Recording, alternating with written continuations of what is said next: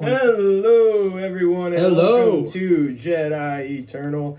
I'm one of your hosts, the one that's getting an Xbox Series X on Tuesday, Andrew Bolin, alongside my co-host here, the one who's not getting an Xbox Series X on Tuesday, Braxton Taylor. All right, guys, hope you enjoyed the podcast tonight. I'm going to be getting off. He keeps rubbing this in my face.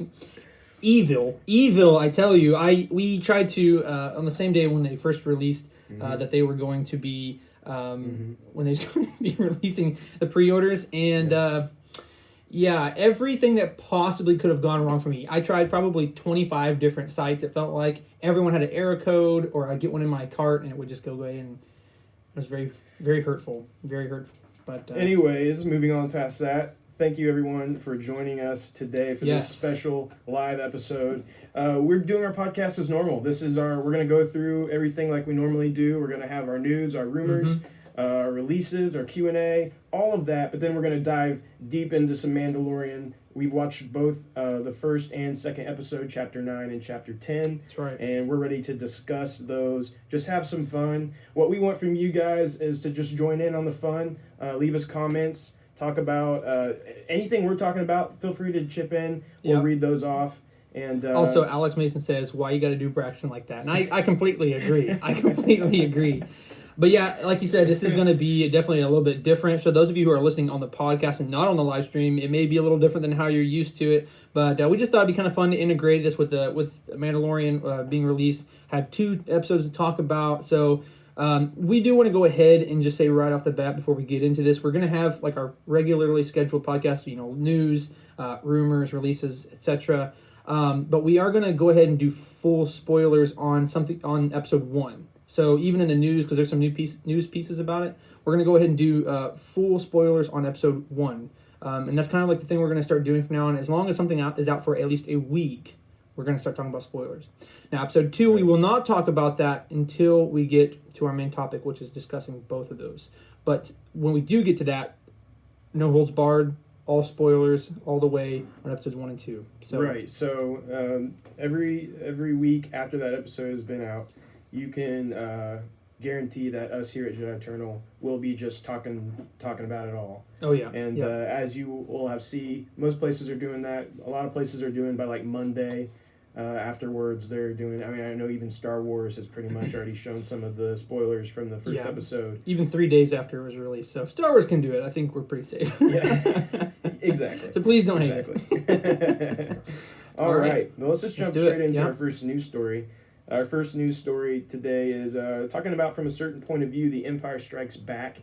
That is coming out on Tuesday. Oh, yeah. I'm very, very excited about this one. And they just left us a little bit of a excerpt here from one of the stories titled Hunger. And this is from Mark Oshiro. And you have that, correct? Do you want to go ahead and read about some of that for us? Yeah. Let me see here real quick. Trying to find exactly where it's at, because I'm reading through the article on StarWarsNews.net, and it is not giving me the exact excerpt. Yeah, just keep going down a little bit more. I'm looking at the same one. Okay. Well, if you have it, go ahead and tell, because I'm. Oh, is it the small pack cavern or left the cavern? Okay, sorry about that. We have been scrambling to get this together for you guys. Which you can tell, we started 33 minutes late. We did not give us enough time to do this. Okay, so yes, so this is the excerpt from certain point of view, Empire Strikes Back. So, a small pack left the cavern one morning, all riding astride the upright horned beast. His instinct took over, and he could deal with a group this small. Eventually, all living creatures lost his kind, and with another upon its back, the horned beast could not maintain its normal speed, meaning it could not escape. It would be too easy. But the challenge did not matter to him. He followed the pack, watched them split up and spread out over the ice. He remained distant and quiet as he always did, and he wanted the last thing his prey saw to be the whiteness of his fur, his ferocious maw cracked open, his sharp claws slicing at the softness of their neck. He wanted that not for hunger, but to satiate his need to feast. No, he needed to fill the cavern in his body. And only blood would do that. This is about Luke Skywalker. No, I'm just kidding. He chose one. There was no need to focus on the entire pack. It was the scrawny creature, smallest of them all, that would be easiest to take down. Would this reunite him with his clan? Would it be revealed to him to his fate? No, but it was a start. So yeah. So I think what this is going to try to do is make us feel sorry for the Wampa. Yes, thank you. I thought it was about Luke Skywalker at first, but I wasn't really sure on that one. So I'm sorry, I'm already being stupid. Okay, no, but yeah, it's interesting. We're getting honestly, I knew that we was going to get some kind of interesting point of view from the Wampa. Right. I knew he was going to get that. So at some point, but it's very interesting, and it's giving us kind of this first-person empathetic view of this story. Yeah, and from every time, or in the first one for A New Hope, all those stories, they just added such an interesting spin on things, and I have no doubt this one's going to do the same. I'm so excited to read this book. Yeah, I don't read that often if I can help it, because I read too often during the day, and but this is one book I absolutely will be getting. I am very excited to read it. Like I said, Empire Strikes Back is one of my favorite. Well, it's not even one of my favorite Star Wars movies. It is my favorite Star Wars movie. So to get any more information into that movie, different point of views, different perspectives, it's going to be awesome. I'm excited for that.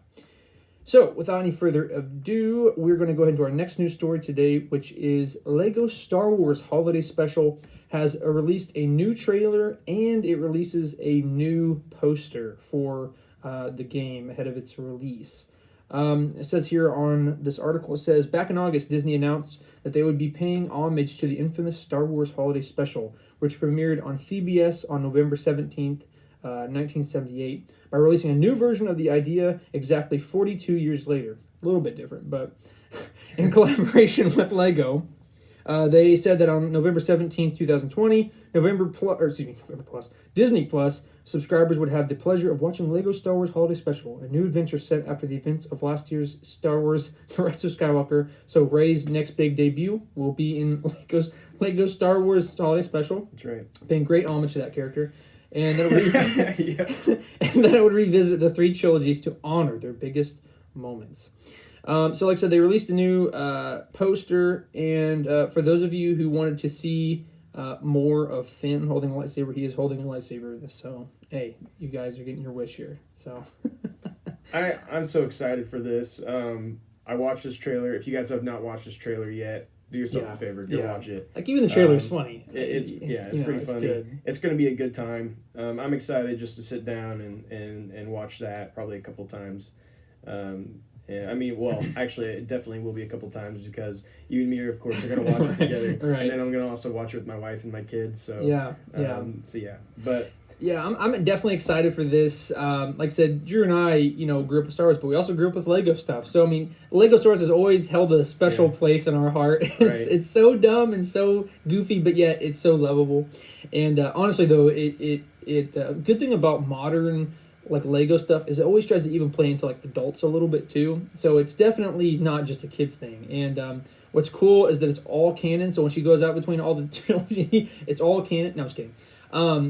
But it's going to be really interesting for her to travel through time and all this stuff like that. So and we also in the trailer get a little sneak peek at the fact that Baby Yoda is in this. Oh, that's true. That is very true. They're all fighting, and they see Baby Yoda and they stop and they're oh, it's so cute. It's so dumb. It's so dumb. I can't wait. But I would have it no other way.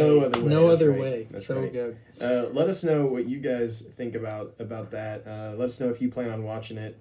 If that's going to be a day one thing for you, or if you would rather hold off on it. We'd love to know your thoughts. Brandon Duke says, sometimes I think y'all's excitement for the Lego special is you guys being facetious. Excuse the Florida education. No, it is not facetious at all. No, I'm serious. I really am excited. I love Star Wars Lego. Always have, always will. So,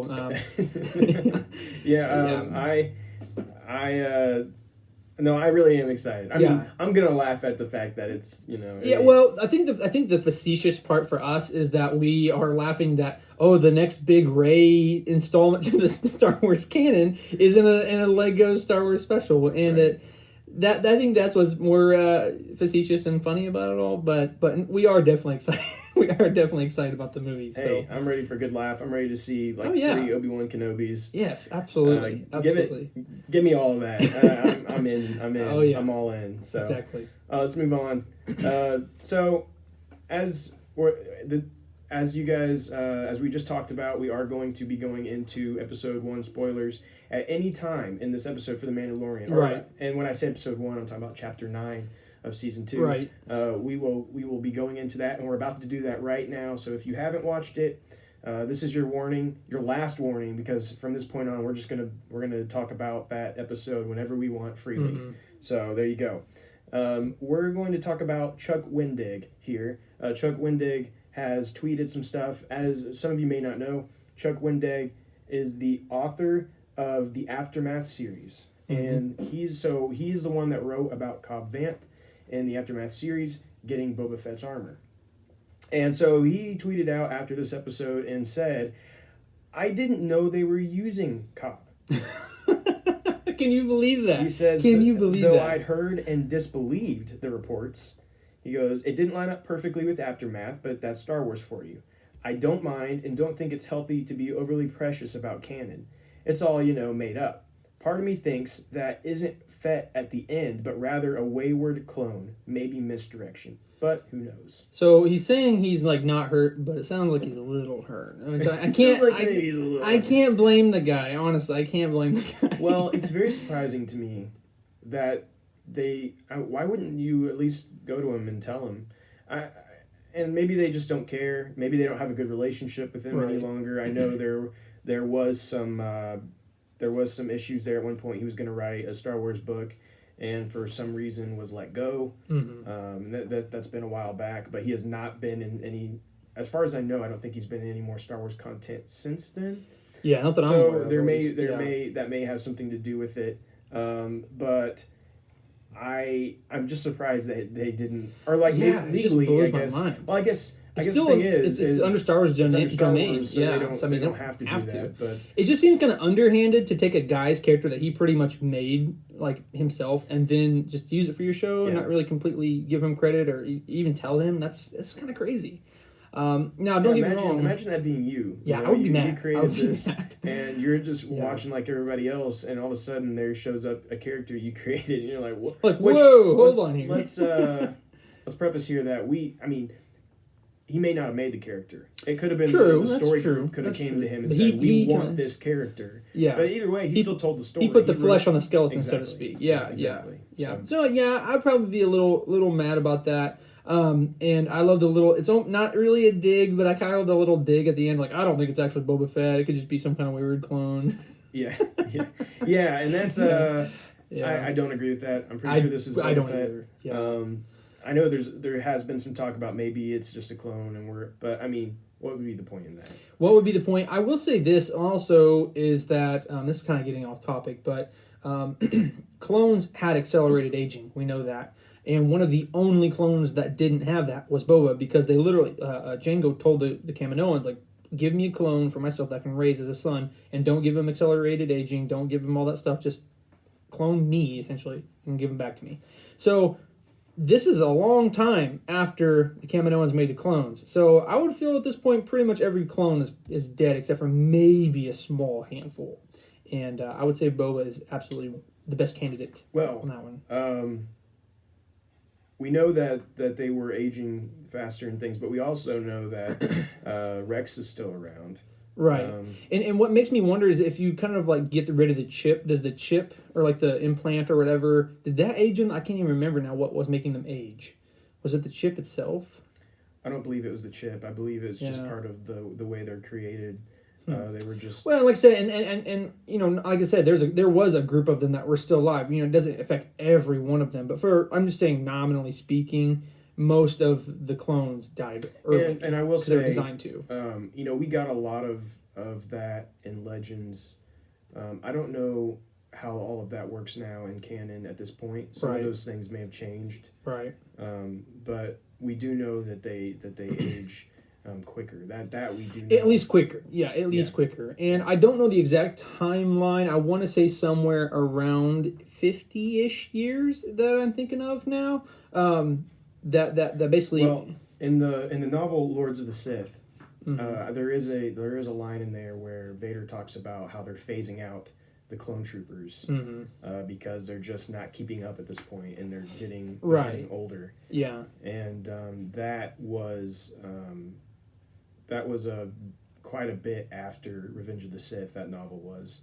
And so we're talking even well past that at this point, right? Exactly, and that's my point. That's my point. Yeah. And so they were already phasing out those clones back then. So excuse me. Yeah. So anyway, we got some comments here. Oh, do we? Brandon Duke says, I think I remember them mentioning the chip did affect aging in Clone Wars. I could absolutely be wrong. No, well, Brandon, you may very well be right. We are not the end all, know all. Yeah, we didn't look into that, and they easily could have said that in a Clone Wars episode. Maybe Braxton, at some point, maybe you could search that over there and see if we can get an answer. Alex Mason says, I think we're definitely going to see evil clone Yoda in the Mandalorian this season. Just you wait. I know that's going to happen. Exactly. Hey, anything is possible. I think they're going to hold onto that for that Rey movie. You know, that really special Rey movie that's in the works. The evil Sith Yoda clone. That's definitely coming. That's definitely coming.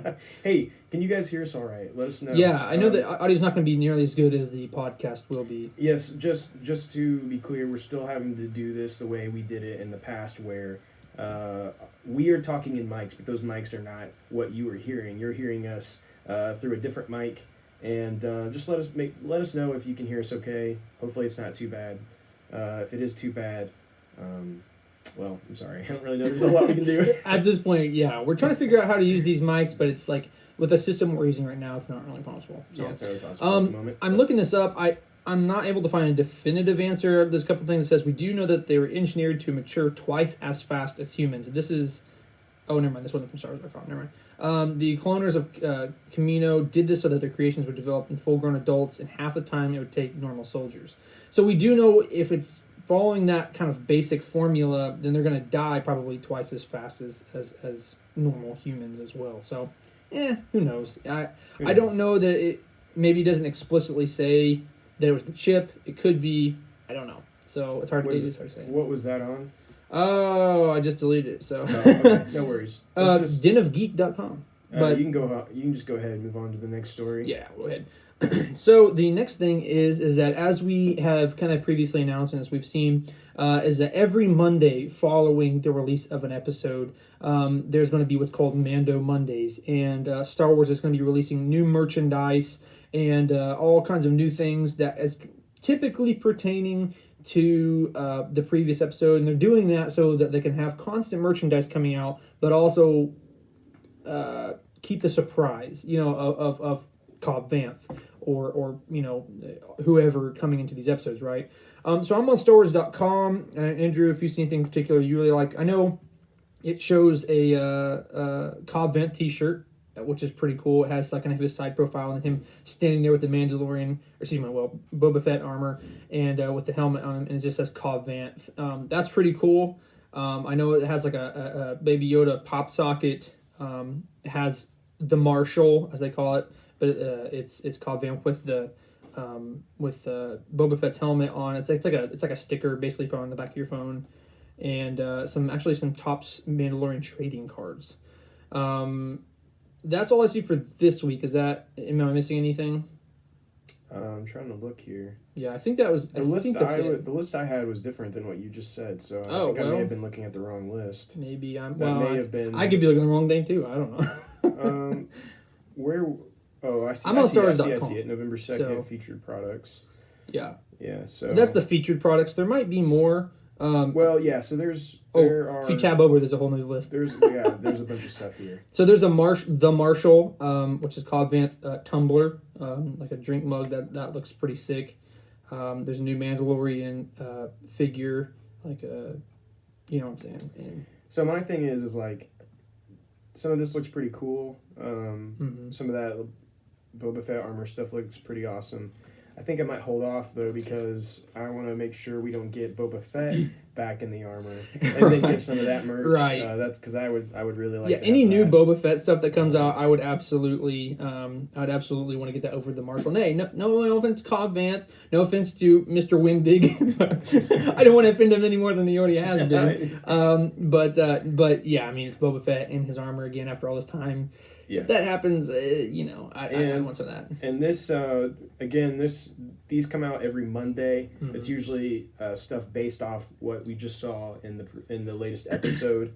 And so, we'll of course let you guys know some of the interesting things that continue to come out from that.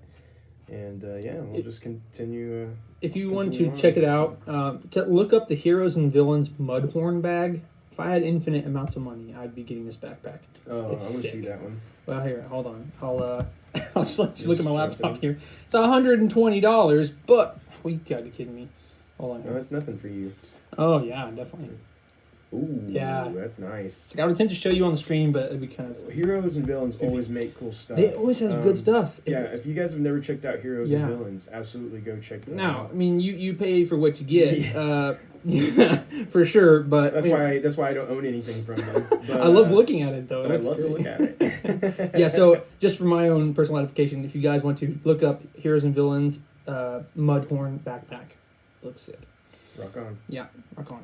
So I think you got the last news piece for us. So last week we talked about Motive appeared to be working on a new Star Wars game. The report was that there was some job listings for a new Star Wars game that Motive was hiring for.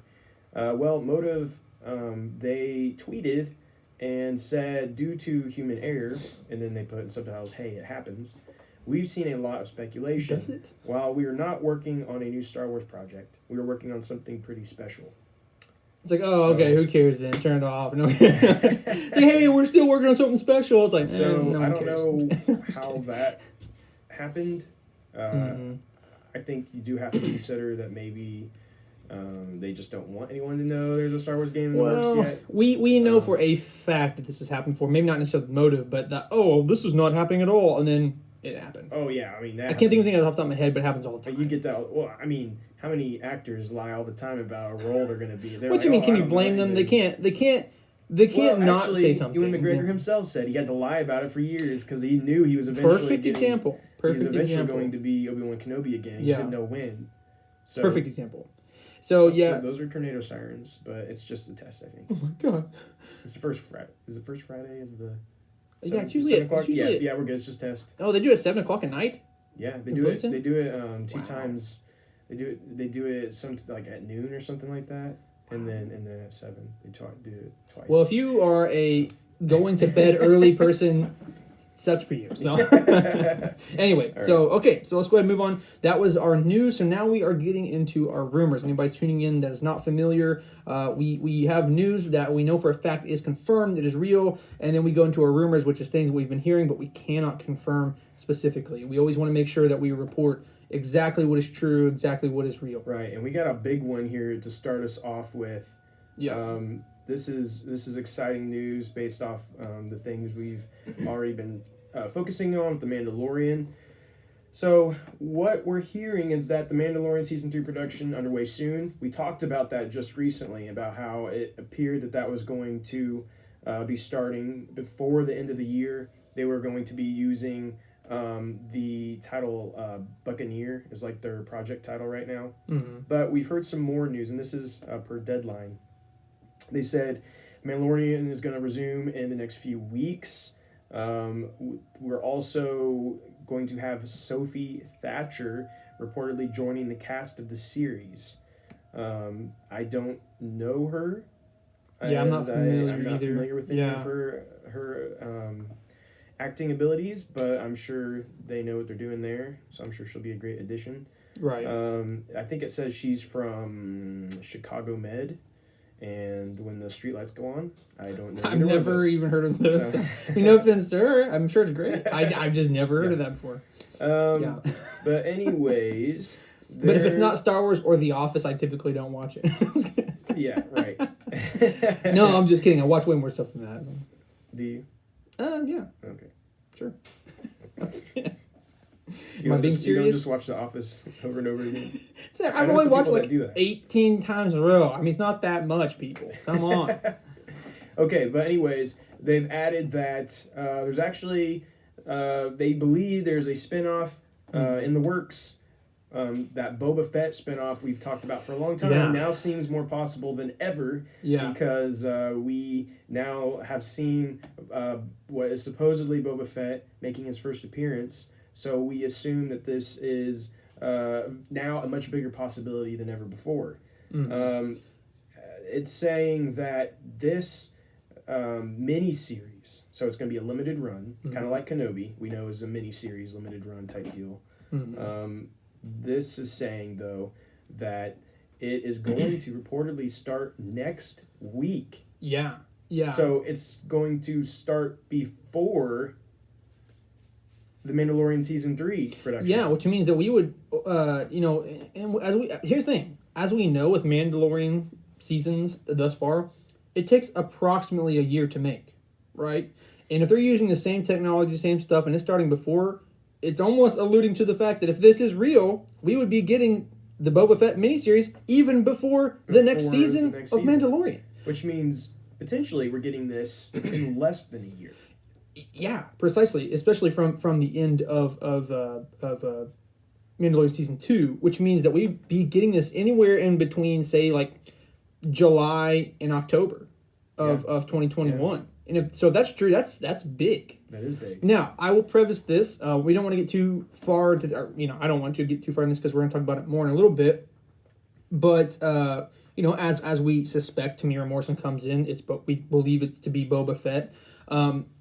And I was actually talking to someone today about this and saying, like, okay, I'm cool with Boba Fett not having his armor and maybe even abandoning the way of the bounty hunter and stuff like that, as long as we get a good reason.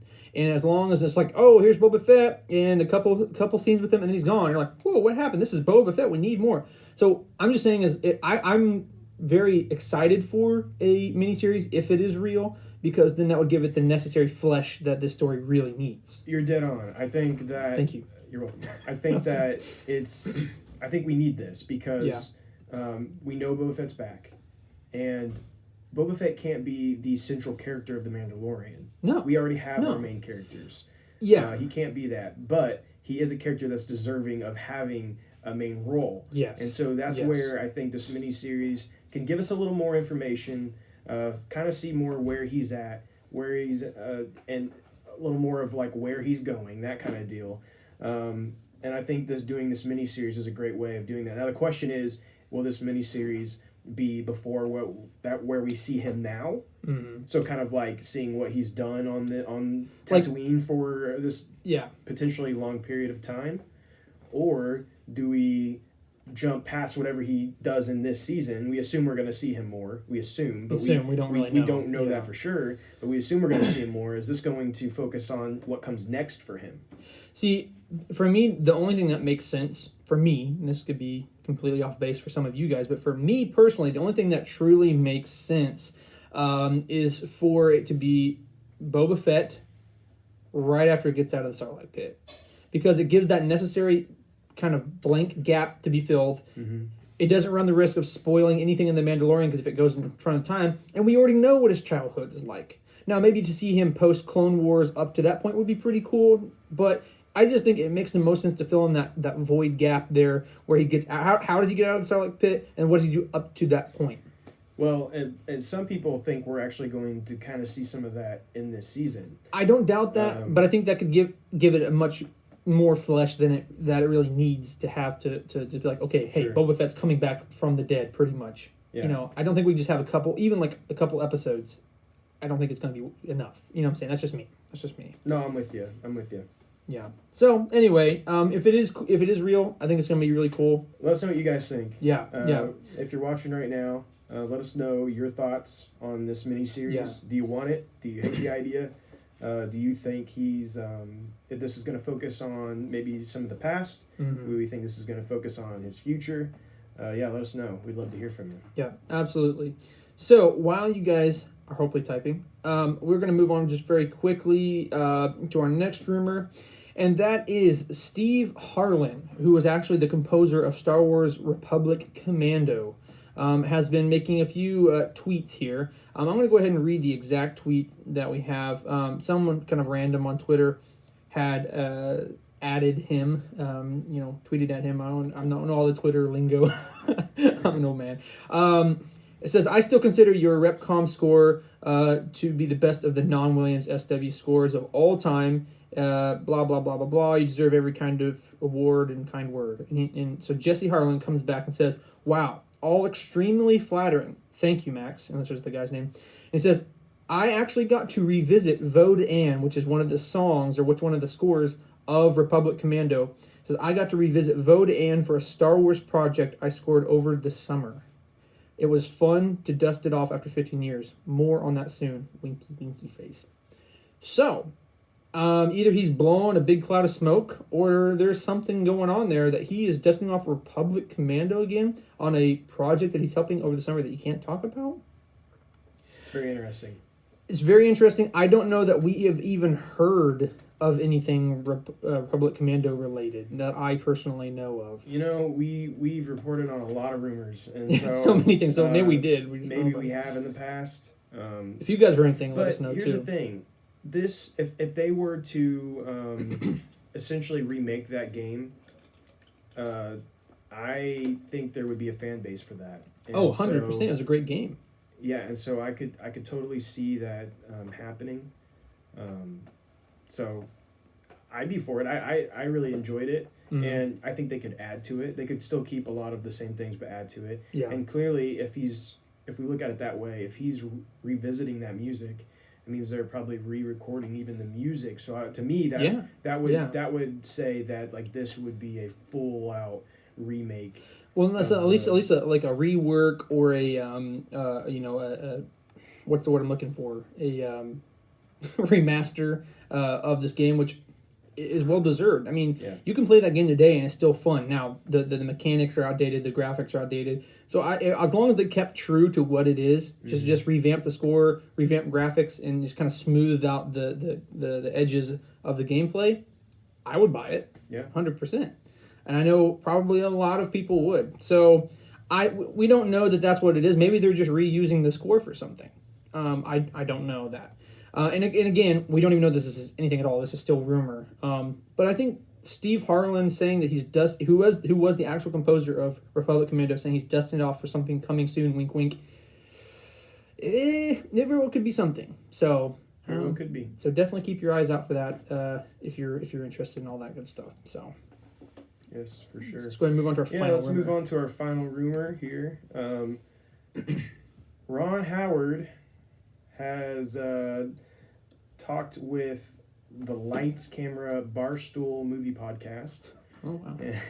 And he shared that there are currently no rumblings about a potential sequel, but the director did admit that there is interest in those characters. Quote unquote. He went on to say that I can assure you there is nothing being developed right now for a movie or Disney Plus.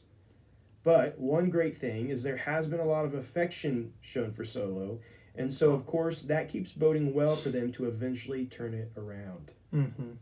Basically saying that like if the fans want it, Disney's like, hey, if you guys really want this, we might make it, Right. And Ron Howard, it's interesting that Ron would be saying something like this because, as we talked about on the podcast before, it was never Ron Howard that was supposed to take over Solo, right? I'm not mistaken, correct? Like, right? Yeah, he was not the original. Right, he was not the original one, and basically it got delayed a couple of times, and the story was kind of getting rewritten a little bit, and basically the Disney execs were like, okay, let's bring in someone seasoned. But they eventually had creative differences. Exactly. Yeah. So basically they're like, okay, let's just bring in Ron Howard. He knows what he's doing. He may not be super into the process of this specific movie, but he's going to get it done to the best of it that it can. And he did. I know a lot of people who didn't love that movie, and it wasn't super necessary, quote unquote. No backstory really ever is. But I do think that he did the best that he could, and I really enjoyed it. I think it was just another deep dive into another aspect of Star Wars that we don't typically see, which is like the underground, the bounty, or not bounty hunters, but the smugglers, It was a good look about another side of Star Wars that we typically don't see. So it's cool. I'm excited. I wouldn't mind seeing. I don't know that we need a movie, but if it was a solo Disney Plus show, I could get into that. And we've talked about this before, but also like maybe Akira and sure. Maul, series as well. That would be amazing. So, I mean, I think we both agree that there's still a story to be told there for at least Kira and Maul. Mm-hmm. I think there's more there, and I don't know how we'll get it. Right. Obviously, the obvious easy answer would be to do an animated show. Mm-hmm. That'd be the easiest way. You get Sam Witwer to come in do the voice work for Maul, and you could have the actress that plays Kira. I can't remember her name all of a sudden. Wow, you could ask me any day. I probably know, but Clark. Is her last name Clark? Yes. What in the world? How do I not remember her name? Wow. I can't remember either. All of a sudden, Emilia Clarke. Emilia Clarke. So you could have her come in and be the voice, and that would be the easy answer. Of course, I would love to see a live action version. I think that would be really cool. Yeah. There was that big shakeup with Ray Park, and it's still unclear on what's if actually Ray Park happening. will ever continue to be play as Maul, because we know we've heard over and over again talks of Maul being in something, right? Yeah, multiple different times. And Ron Howard here is saying that there is nothing's being developed right now. But who's to say Ron Howard knows? Yeah, I mean, here's the thing. Again, he was the pinch coach, right? The pinch hitter, so to speak. He was the one that they brought in the last to make sure it got done. Make sure it got done. But let's be honest, if they were to do a sequel, would they start with Ron Howard? I don't know. I don't know that. Ron right? Howard's probably really expensive too. Well, and that's I think that's kind of like what that I was trying to get at earlier. I didn't really say it very well, but yeah, I think they're gonna okay. Ron, we appreciate you coming in. We paid you quite a bit of money because we just want to get this done. We've sunk enough money into Solo that we need to bring in the big guns to finish up and do the best that it can to make us as much money as it possibly can. Yeah. But yeah, I don't know that necessarily they would be bringing him in for a second. It would be cool, sure. But it's Ron Howard. He's a big-time director. Would he really be over a Disney Plus show? I don't know that. Right. So, yeah. Yeah, anyway, so those of you who really like Solo or like to see more of that, definitely keep your eyes and ears open. If you see a petition or whatever, go sign it. I don't know. I don't know what they have to do, since, smoke signals or something. I don't know. So it's like, hey, we want this. All right. Well, that was our last rumor, so we're going to jump into our releases for the coming week. We have Darth Vader issue number 7. Is coming on Wednesday. Of course, that's very exciting. The Darth Vader series is the best Star Wars content that's been coming out in the past while. Very good. Maybe up until The Mandalorian. But even then, arguably, maybe better content on Darth Vader because it's pretty good stuff. It's hard to say, yeah. Star Wars Adventures Annual 2020 is supposedly now being released. I don't know that I believe it because we've already seen it be delayed multiple times, and there's talks about it being delayed again. And frankly, I don't like it, so I don't like it. So it doesn't matter anyway. So I don't really care, but I'm just letting you guys know. Because he's the only one that matters, guys. It doesn't matter what you think.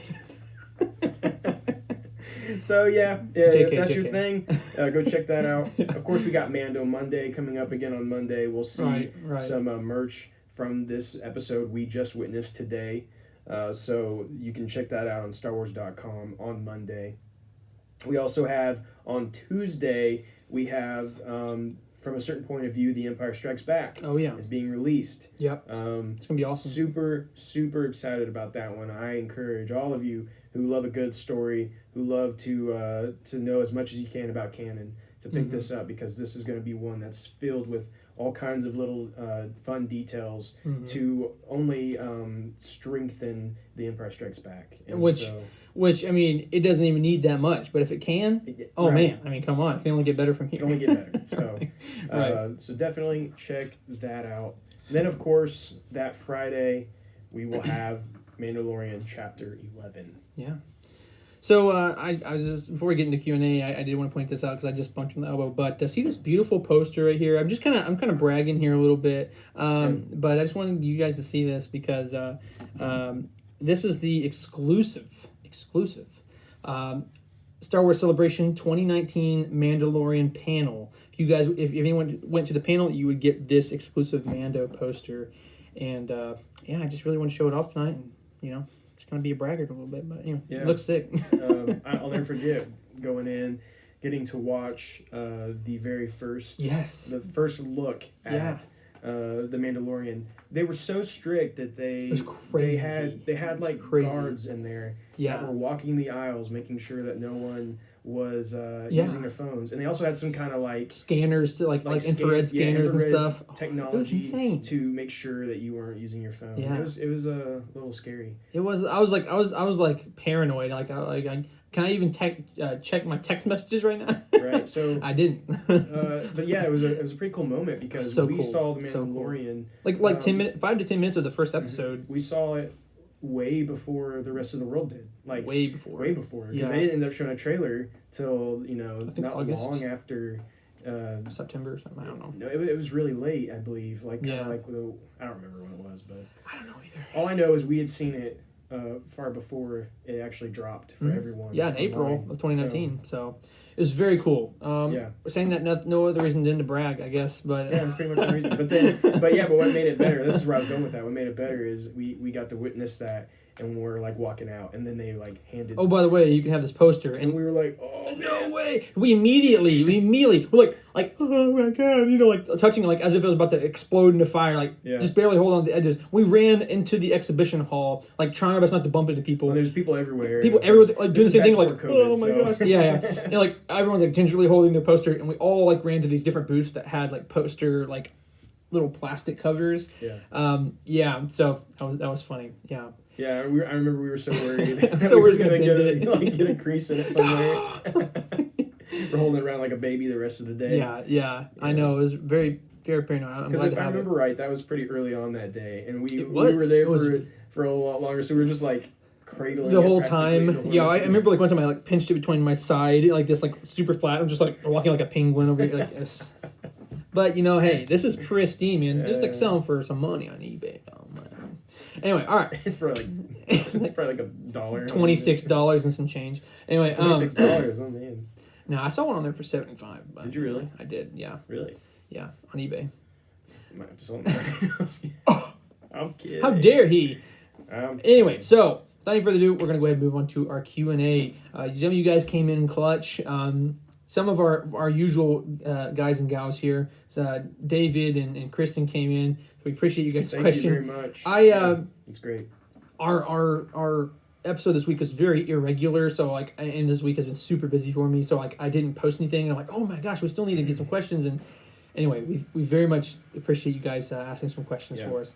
So let's go ahead and get into our questions. The first one comes from Kristen Perry, who says, in the Clone Wars series, we know that there are some clones who are defective, kind of like 99 and a few different ones, or the Bad Batch even, that were different from the rest, that had different characteristics. Would it be a stretch for a clone to be a girl instead of a boy? So, that's a good question. Obviously, we've never seen that. I'm not saying it's impossible, but let me think here. So basically, they were different because they kind of had like genetic mutations. That's kind of like what had happened. And it's kind of getting a little sciencey here, but a genetic mutation is a variation off of a base cell genome. So like you have like a cell, and a mutation is kind of like just the change off of the foundational cell. So you have like your X and your XY chromosome. I don't know how it is in the Star Wars universe, maybe completely different, but for a cell to completely change to a different cell, it wouldn't necessarily be a mutation. It'd be something completely different, like an evolution. I don't even know what the word would be for that. But anyway, long story short, is it possible in Star Wars? Absolutely. I don't know that I personally think that would happen, because I don't know that cell mutations would occur that way. I'm getting like way too sciencey on this, but... Well, I think... anything's possible when it comes to Star Wars. Exactly. You never know what they might do. However, I don't think it's very likely. Mm-hmm. I don't really. It doesn't mean they won't end up deciding to do that in a story, but I don't really think that is going to happen. So. Yeah. So you never know. But Kristen, thank you as always. Yes, thank you for the question. We always appreciate your questions. And you always have some good ones. You always have some ones that really kind of thought provoking. So I appreciate that. Yeah, definitely. All right. Oh, also, I just want to say before he goes on, we're here just to hang out, just to talk. So, if you guys have any questions right now, throw them in there, and we'll get to them here as well. Because we're just hanging out, talking. That's right. We have plenty of time. So if you have anything you want to ask, feel free to type those in the comments, and we'll answer it. Yeah, at least we'll try. Yeah, right.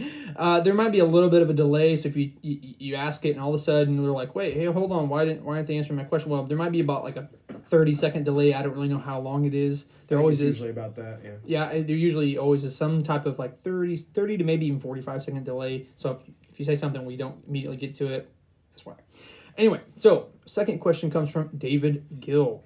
Hey, Davey. Yes, Davey. He says, in Empire Strikes Back, when Han is out looking for Luke on Hoth, as he's leaving, one of the soldiers tells him to stay inside, and he says, "Then I'll see you in hell." Is there belief in Star Wars of a hell, or is that just a sign of the 1980s? Honestly, David, that was something I don't think I've ever even thought of or caught. And that's a good question. The long and the short answer, I think, is that you're absolutely right. It was just the 1980s, and the writing wasn't superb, and they just threw in a colloquial term that we would usually, people would usually commonly use, and then say, throw it in there, not thinking about the lore of Star Wars.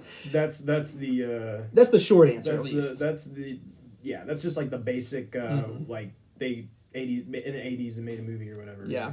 Late I would say a slightly extended version of that answer would be this. I don't know at the time they ever even thought of it like that, just simply because Star Wars at that time had been one movie that did pretty well, right? In 1979, they had a movie that did pretty well. And then 2 years later, in 1981, Empire Strikes Back. This was the only second movie they ever thought. If they could go back, or I guess go forward in time and then go back and see that there was 9 movies and multiple different TV shows and tons of animation and books and comics and lore, they may have thought of that. But at that time, I don't know if they ever just thought oh yes, there's going to be all of this deep lore that people are going to pay attention to. So right. I don't. Now the canon answer, or at least somewhat canon answer. Some of this is probably legends at this point. Right. But we know that there's something called the Chaos, which is it was considered the netherworld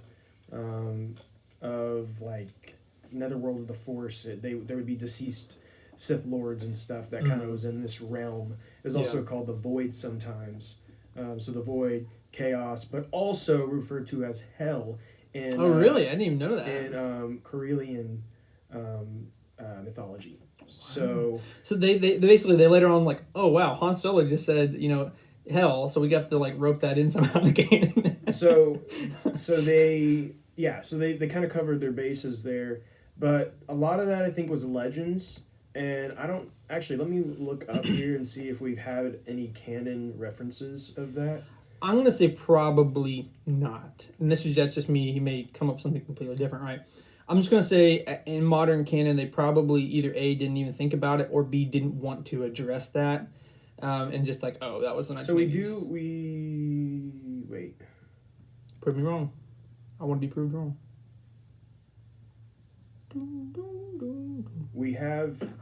It's been mentioned in Dr. Aphra issue 40. Really? Okay. It was mentioned in Shadowfall. Wow. I did not know this. It actually lists every time they've used it as a cuss word as well, which is funny. Nice. But it looks like maybe there's been 2 references of it that were not used as an expletive. As a location more than anything. So the canon thing here says chaos was a mythological place associated with disorder. So that is canon, though. That is a canon statement. According to a legend of the Naboo people, chaos was a pit held back by 6 impenetrable gates.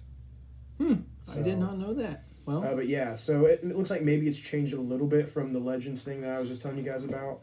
But it's a kind of the same as we've seen before, where like I think a lot of that Legends lore is still there, and eventually probably will carry over. Right. They just haven't really detailed it as much as it has been in the past through the hundreds and hundreds of stories out there. Oh, and there's so many books and comics and games and movies and everything. Yeah, there's so much lore out there. But yeah, that's actually pretty interesting. I learned something new today too. I did not realize that. So, interesting question, David. Only you would think of that. That's actually a good question. I love a question. Yeah, like that's that. a good question. Great question. Yeah, I think at the end of the day, though, it was just not a slip of the tongue, but it's just like, oh, it was the 1980s. They didn't really care. They just wrote that in as like the common colloquial. Oh yeah, get it back at them. Well, and we know Star Wars normally they, especially originally, had a lot of their own like cuss words, right? Yeah, that's true. What I mean? Like their own name calling and stuff. And right. It was all based in the Star Wars world. Bantha I personally loved that. I liked that that's how they did it. Yeah, because it doesn't, like when you bring in elements of our life or of our galaxy, it kind of takes away from the galaxy far away. Takes away from it. And I'll never forget whenever Disney got Star Wars, it actually like greatly increased the amount of we heard our own slang. Our own terms. I don't like that. I don't like that. It happens way more now than it ever did back before Disney bought it. And like the sequel trilogy is full of that stuff that really you didn't really hear anything like that back when in the old stories. So this is getting a little off topic, and I don't want to be controversial, but it's like, that's something that Disney has done is they tried to like integrate Star Wars universe with our own a lot more so than before. And I think that just ruins the magic, right? I think that, to me, that ruins part of the allure of Star Wars is that they are trying to bring in things that we're familiar with, but at the same time, like, I don't want to be familiar. I want it to be new, exciting, outside of the realm of my own possibility. Well, it's kind of even like going, and I know we're going to discuss Mandalorian a lot more, but it's kind of like with the Mandalorian, we have these aliens that we've seen use alien language, Huttese and different things, right? But like here, they're talking like in the first episode, you have that alien, the bartender, and he talks like a redneck, straight like in right in your backyard. Yeah, and personally, I always liked that the aliens had their own languages and stuff. And you had to have subtitles, or you had a droid that talked for them. And I will say, no spoilers. But we do see the opposite of that in this episode. Okay. We do see some like translating being done, that kind of thing. We'll get more into that later. We'll get more into that. So I'm not saying, I just want to make it clear that like it's not always the case. But I do think it's weird that we have a lot of aliens that speak like really plain basic American English. Yeah. And you're like, I don't see how that fits in, but okay, whatever. Right. So anyway, a long way around the question, but David, we thank you for asking. So our third and final question for today is actually from Miss Ava Patton. Ava, thank you for asking this question. Thank you, Ava. Another good one, and she asks, what era of the Jedi would you be a part of? It's a very cool question. As Ava probably knows, we love the Jedi. That's why we're called Jedi Eternal. I will go ahead and say kind of the easy answer, and I'm sure Drew will probably agree with this. We'll see. I like the Jedi because of the virtues that the Jedi have, that they're the peacekeepers, that they are the light side of the Force, that, you look at a Jedi and you know that you're saved kind of thing. And I know that in a lot of eras of the Jedi, we don't get that a whole lot. I know that there's two different times, one that we've heard of, right, and one that we're getting ready to hear of. But one of them is Knights of the Old Republic, or the Old Republic. And the Jedi were a big kind of, what I'm trying to say, basically they're huge. There's tons and tons and tons of Jedi all over the galaxy, as there were tons of Sith. But I do like maybe being a Jedi during that time where there's tons of Jedi and the Jedi principles are flourishing evermore. But I would say probably for me, and it depends on how it goes, because we don't know yet, but I can just say from my current observations, I would like to be a Jedi during the High Republic era. Because, again, as we've seen a couple different times, we've read about it, I guess, is that the High Republic is the height of the Jedi. It was when they were the best. That was when they were the least corrupt. They had the most illustrious robes and mostly connected to the Force and, all this stuff. I think if I was ever going to be a Jedi, I would really like to be a Jedi during the High Republic. Might change when it comes out and stuff like that, but we'll see. Drew? I mean, it definitely looks appealing, right? My thing is we don't really know exactly what goes down there, and that might change my feelings. But based off what we've seen, I mean, that looks like a pretty great era to be a part of. And you also have to look at, like, of course we don't want to be a part of the Jedi of the prequel trilogy because it goes very badly for them. Very corrupt and dogmatic and of course if you're if you're in the original trilogy there really aren't any Jedi. There aren't really any Jedi, but if you were a Jedi, you've been in hiding most likely. And if we're going sequel trilogy, you're most likely going to be a Jedi that either was killed by Kylo Ren probably, or if we go past that into after the sequel trilogy, you're maybe going to get trained by Rey eventually, and that may be an option that might not be too bad. But if we go before High Republic, there's a lot of wars. The Mandalorian War, the Sith War. There's a lot of wars the Jedi were in. So basically, if you're a Jedi, there's always going to be some kind of struggle or something. It's basically the High Republic seems to have had quite a bit of peace up until this point, up until the point where these stories start. So I guess I'm going to go with you. I guess I would say the High Republic, maybe the early ages of the High Republic. So you can live in bliss, but I just want to have a good time, have the Force, and wield a lightsaber. Of peace. So there's a lot of different. I mean, listen, if I could be a Jedi, I'd be a Jedi no matter when. But if I had to choose, probably the High Republic era, unless it changes when we read more about it. Yeah. So Ava, great question. Thank you so much for asking. All good questions all around, and we thank you guys. For continually asking questions, continually interacting. Just so very thankful. It's always a blast answering and hearing your questions. It really is. And then we say it pretty much every episode, but really we're so thankful. It really makes the show. Yeah, if we didn't have the questions, what would... Yeah, I mean, it's just a couple people listening each week, but that would just be me and Andrew talking. You don't want to hear that. I hope you want to hear that. The questions is definitely a big part of what keeps us going. Yeah. Knowing that you guys... want to talk with us, and knowing that we are getting to answer some of your thoughts about Star Wars is very satisfying for us. So it's very awesome. So we're very thankful. That will conclude our Q&A for today. But without further ado, we are going to get on to our main topic for this special live stream, episode 38, and that is discussing in great detail Mandalorian Season 2, Episodes 1 and 2, or aka Chapters 9 and Chapters 10. So kind of the overall basic structure, what we're going to do here is we're going to talk about each episode individually, and in that discussion we're going to talk about the summary first, kind of just what happened in the episode, and then we're going to get into the fine details, the Easter eggs, the little things that we caught. So we're going to start off with episode 1 or chapter 9, and we're going to go ahead and just refer to them as chapters instead of episodes, so there's no confusion when we refer to season 1.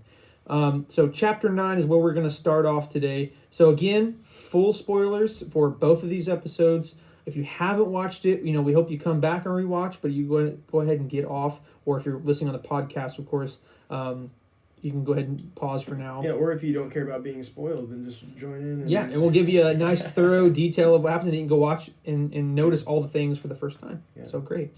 So let's go ahead with... Rebecca May says, I'm sorry. What's up, Becca? Becca. Hey, thanks for joining. Hey, heard you had a birthday recently.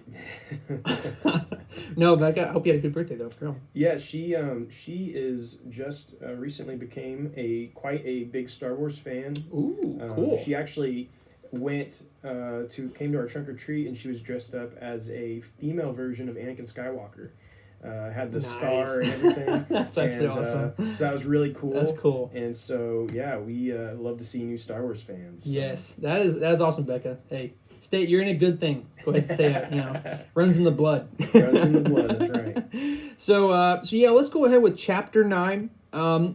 Unless you want to, I can just give a quick summary. Go for it. I'm not going to get super deep into it because we're assuming that you have watched this, but here's why we wanted to do a summary is because I've talked to several people that know about this podcast personally. Like I know them personally. They know about this podcast, and they know that I like Star Wars, so they always like to come up to me, anything Star Wars related, like, hey, did you hear about that?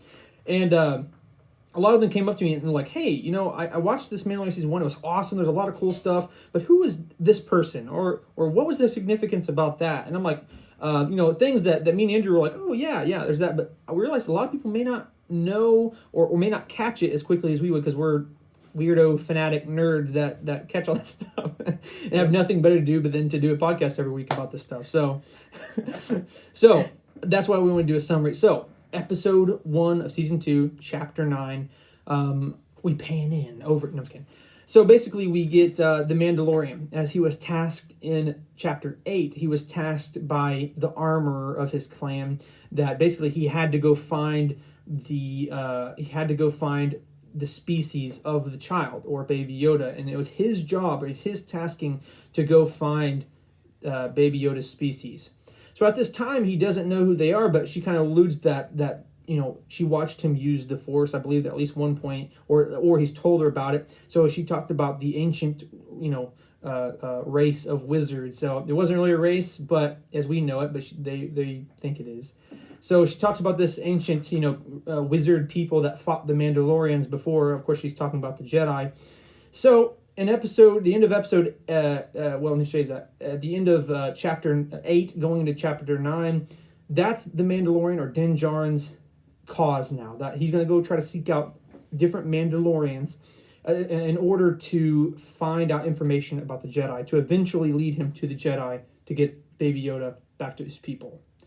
So chapter 9, he has a lead. He knows that there's somebody that knows where a Mandalorian's at. So he goes to this world, and at this point, I don't believe we know what this world's called. I could be incorrect on that, but it's a very kind of dark industrial place with a bunch of graffiti, and like I said, I have some stuff to say about that. We're gonna get the details later. We're just gonna give a quick synopsis. So he goes through and he talks to this informant. That's giving him some information saying, okay, there's a Mandalorian on Tatooine. So, and Din Djarin's like, well, wait a second. I've been on Tatooine a lot recently, and I've never seen a Mandalorian. He's like, hey, all I know is that there's one on there. But he doesn't tell him where yet. And right as he's about to tell him where, surprise attack, all these henchmen and all these goons of this informant pop on him, and they're wanting to take his armor because the Beskar that his armor is made of is very valuable. So, chaos ensues, the fights. There's a bunch of really cool and funny parts of that fight, if you haven't seen it yet. But so, of course, Din Djarin wins. Surprise. He wins. So he chases down the informant, and he gets the information he needs. And which that informant was actually a species that we saw in the cantina at Mos Eisley. Yes, and I was going to mention that later on, but yeah, that's pretty cool. It's one of the only times we've ever seen his species, was, like I said, on episode 4 of the main saga, New Hope, and it's the one with the big singular eye. So it's a really cool little callback there, and cool to see it again. So he gets the information that the he's so beating up his mic over here. Probably not loud that you guys. Yeah, you guys probably don't hear. Anyway, so he gets the information that this particular Mandalorian is in a specific town called. I'm trying to think where it was called here. Hold on, real quick. What are you trying to Mos Pelgo. He's told them. Anyway, tells him Mos Pelgo is where he's at. So he goes back to Tatooine and gets information about Mos Pelgo and goes into Mos Pelgo. So it's this little podunk town. He walks into this tavern bar type thing, goes up to the bartender and says, I'm looking for a Mandalorian. And he's like, well, I don't even know what a Mandalorian is. It's like somebody who looks like me. He's like, oh, you must be talking about the sheriff. So in comes the sheriff of the town, and lo and behold, it is Cobb Vanth. So those of you who may not follow the book, Cobb Vanth is in the Aftermath series, as we kind of already discussed this, and he was a slave turned sheriff / marshal for Freetown, or Mos Pelgo now, as it's called. And but what's interesting in the book is that he was wearing an armor that was not confirmed in the book, but was alluded very heavily to that it was Boba Fett's armor. And as we see, as Cobb Vanth in Chapter 9 walks in, he is in fact wearing Boba Fett's armor. So I know a few people didn't realize that was Boba Fett's armor when they're talking to me. So those of you who are watching, if you didn't catch that was in fact Boba Fett's armor. Promise Rollins says, you both are so cute. Oh, shucks. Stop. You're embarrassing me in front of all my fans. You're going to make Braxton blush. Seriously, stop. Anyway, I'm just kidding. So anyway, where was I? Oh, so anyway, it was in fact Boba Fett's armor. You can go cross-reference, but Boba Fett's certain clan's symbol, insignia right here, same thing. On the helmet, there's the dent. On the chest, there's the 2 dents right here, all same. So we know that it was Boba Fett's armor. Mandalorian, or Din Djarin, should I say, doesn't like that. He's not a true Mandalorian, doesn't follow the Mandalorian ways, therefore he wants the armor back. So they make a deal and say, if you go and you defeat the Krayt Dragon for me, or with me, should I say, I'll give you the armor. Because the Mandalorian at that point didn't believe that he had earned the right to wear it. So, as the episode goes, this is where it kind of gets a little filler-ish, not really filler, but basically they go meet up with a bunch of Sand People or Tusken Raiders, and they create an alliance, and they go fight the Krayt Dragon. Yeah. And long story short, they defeat the Krayt Dragon, and we'll get into some cool details later on, but they defeat the Krayt Dragon, and Cobb Vanth honors his request, surprisingly enough. A very honorable guy, I guess, gives him back Boba Fett's armor, and that should be the end of the episode, correct? But he puts the armor on the speeder, he drives away into the sunset, the dual binary sunset, mind you. It was a very awesome scene, and we thought that was the culmination. We're like, oh, dude, check out the binary sunset. But lo and behold, at the end of chapter 9, there was the silhouette of a big, burly man. As he turns around, it is none other than Tamira Morrison. Oh, yeah. And so... And this is the moment that we stood up and screamed. We literally yeah! And we gave each other high fives, chest bumping. Well, we didn't do that. But we were giving each other high fives and screaming, yes! So, what is the significance of this guy, of Tamira Morrison, which is the guy's actual name in real life? Is that, simply enough, he was the man who played Jango Fett in Attack of the Clones, episode 2 of the main saga. And essentially, we know that Boba Fett was a clone of Jango Fett. So, naturally, Boba Fett is going to look exactly like Jango Fett, and Jango Fett was played by Tamira Morrison, and we just saw Boba Fett's armor, so we can only make one logical conclusion, that it is probably Boba Fett. So, we don't know that for a fact yet, so I don't want to get too assured, but I'm pretty sure it's Boba Fett. I guess Chuck Wendig could be... Chuck Wendig could have some kind of in on the Mandalorian show. And know that it's some wayward clone, but we're pretty certain it's Boba Fett. They use Cobb Vanth after all, so he should know something. Sorry, Chuck, if you're listening to this, I'm so sorry. He won't be. So, that is kind of the synopsis of episode 1 of season 2, or chapter 9. So now that I've kind of taken a whole lot of time on that, Drew and I can go back and forth, but now we want to really go kind of from the beginning of the episode to the end and really start kind of fine-picking some of the really cool Easter eggs and fine details that we saw. Yeah, so Drew, and we don't want to... we would love for you guys to jump in on this. Yes, and if anything you guys have seen that you really liked and thought, oh, that was so awesome, please jump in on the comments. If there's anything that you can think of, anything interesting you saw in this episode, feel free to comment. We will see it and we'll read that off here. But as we're continuing on here, and we'll just be talking about some of the Easter eggs and things that we noticed and that we've read about, and there's some good stuff in there. So let's start off with the first part where they're kind of on this industrial world. Is there anything that really sticks out to you that you would like to talk about? Well, I think the first thing that stands out to me, and I know we talked about it as we were watching the episode, was the graffiti. Yeah. And the graffiti the walls are covered in graffiti, and one of the big things is that there's a lot of stormtrooper helmets. Yeah. And they're crossed out. Yeah, I was gonna say I'll point that out. And also there appears to be what a lot have speculated. It appears to be a C-3PO. Or if nothing else, at least a Gold Protocol droid. But who's the most popular Gold Protocol droid? Right. Maybe it's not supposed to be C-3PO, but it's definitely supposed to make us think about C-3PO. Yeah, right? Exactly. So that's one of the first things that you really notice. And for me, after that would be like we said, the alien inside the ring there is an alien that you see in the cantina in Mos Eisley in A New Hope. Yeah. another cool thing as you first walk in, what we realize is that this is no, just kind of random warehouse. This is actually a fighting ring. And who's fighting? None other than the Gamorreans. And they're using what seems to be kind of like vibro axes or something along those lines.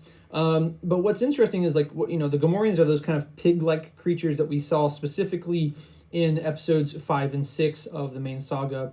And but what's funny, and one thing I kind of want to point out on that, is that they were mainly employed, and the only time we ever saw them was with Jabba the Hutt. But after Jabba the Hutt dies, they're on unemployment, and they have to go find work somewhere else. And so they just turn to what they know, and they're fighting. So, but what's interesting though, also, they're not eating as well. That's for sure. That's what I was about to say. Oh, sorry. Yeah, no, you're good. They're in episode, specifically in episode 6, Return of the Jedi. They're very fat. They're very big. They're well clothed. They have a lot of clothing and armor and things of that nature. But as we see them now, is there's not really clothes except for like some kind of fur loincloth, and they're actually like ripped. It's like they're forced to fight physically all the time, and that's just kind of interesting little thing to think about. Is because like although they were Jabba the Hutt's bodyguards, like people feared Jabba, and therefore they didn't have to fight that much because who's going to fight Jabba the Hutt, right? You know you're going to die. So that's why they were fat. Yeah. But now they have to fight, so they're not fat anymore. And I think something else that's interesting there is, and we talked about this a little bit when we were watching it, is they're fighting and you're seeing these flashes of energy. Flashes of energy or something. So there's some kind of like overshield on them, right? Or something. And what that brings back to my memory is in KOTOR, Knights of the Old Republic, game. A lot of times when you would be fighting, they would have these shields and they would hit each other, but there would just be like sparks and different things that would fly off. Yeah. And so I feel like this may be kind of a callback to that. Well, I want to say this real quick, is that there is a lot, and we're going to go break down more as we go. There's a lot of KOTOR references. Yeah. A lot of Knights of the Old Republic references. And this is just one of the many. This is kind of a very small one, but it's a big one. So, it's one of the many. So it's pretty cool. And like I said, we've been seeing a lot more about Knights of the Old Republic. So, makes you wonder. We'll see. I hope something's stirring. Yeah. So now that's kind of the main things that we saw in terms of like there's more to talk about, smaller details and stuff, but in terms of the big like Easter eggs and things of that nature, that's what we want to talk about. So now let's move on to as he first gets into Tatooine now. There's when he first lands into the landing port, there's something interesting there. You know what I'm talking about?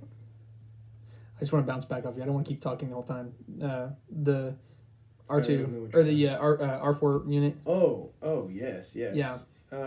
Yeah. So, if you guys have seen A New Hope, when Luke Skywalker goes to buy a droid, he picks out this droid, and anyways, it has a little explosion. What is it that happens to the back of him? I can't remember what they call it. The motivator. It hit a bad motivator. It has it pops open, and anyways, they're like, and so anyways, he ends up getting R2-D2, and from a certain point of view, A New Hope, the novel, we get the backstory of that, and basically R2-D2 is telling this droid, hey, I gotta go. I have to go with Luke Skywalker. I have to help him. There's people that need saved and all this stuff. And so that droid sacrifices himself so that R2-D2 can go. Well, so I've always wondered what happened to this droid. Yeah, and surely it didn't just go into the scrap heap, after all that, Right. And so, as you'll see, the droid rolls up. What was his name? R2D, R4D5. R4D5. Okay. Yeah. As he rolls up, you'll see there's a little burn spot on the back of his head there, where and that's and the appearance, of course, looks exactly as well. But that's right there confirms it. Well, and there's one more thing that confirms it as well, is that she says get over here. Basically, he's like she said exactly, but you're being lazy. It's hard to find good help. He had a bad motivator. Anyway, you guys are funny, very funny. Anyway, so that was a great little Easter egg there to see very cool where that droid is now. And honestly, I'm glad. It sounds like he's got a nice little place to be. Yeah. So his sacrifice did not mean that he was just thrown in a trash heap. So I'm glad for that. Right. So. Yeah. So that's really cool. So as we move on, we go into where this Mandalorian, or as we know Cobb Vanth at this point, where he's supposed to be in this little town. So in the book it was called Freetown, but what's interesting is now it's called Mos Pelgo. But here's what's interesting is that Mos Pelgo was actually in an expansion pack of Knights of the Old Republic. Well, not Knights of the Old Republic. It's or the Old Republic. The Old Republic. That's what I meant to say. Which anyway. is the MMO. Right. That Forgive me. They're all the same in my mind. They're very different. I'm kidding. I'm trying to trick you. It's working. You want to fight? Anyway, so no, but it was getting this nerd riled up.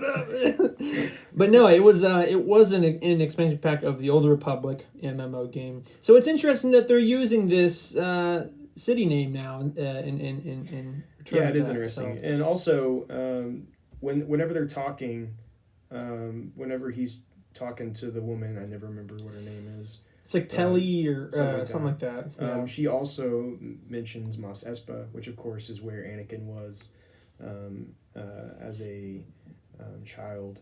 That's where we meet him, and that's where the classic pod race is at. So that's just another cool little mention. Yeah. I'm gonna say here. Also, as he goes, kind of the obvious one as we get into, well, not necessarily obvious. I don't want to be condescending here, but as we get into Mos Pelgo, in comes Cobb Vanth, which Cobb Vanth is kind of a callback within itself, right, from the Aftermath series. Yeah. But also he comes in the very iconic armor of Boba Fett. So that was a kind of a callback. It's kind of like the blatant one that they wanted you to see, but it was a cool callback nonetheless. Yeah, and I love how devoted they are to this stuff. And one of the coolest parts of that to me is the back of Boba Fett's jetpack. Yeah. Or, well, I guess we'll say Cobb Vanth's jetpack. At this point, yeah.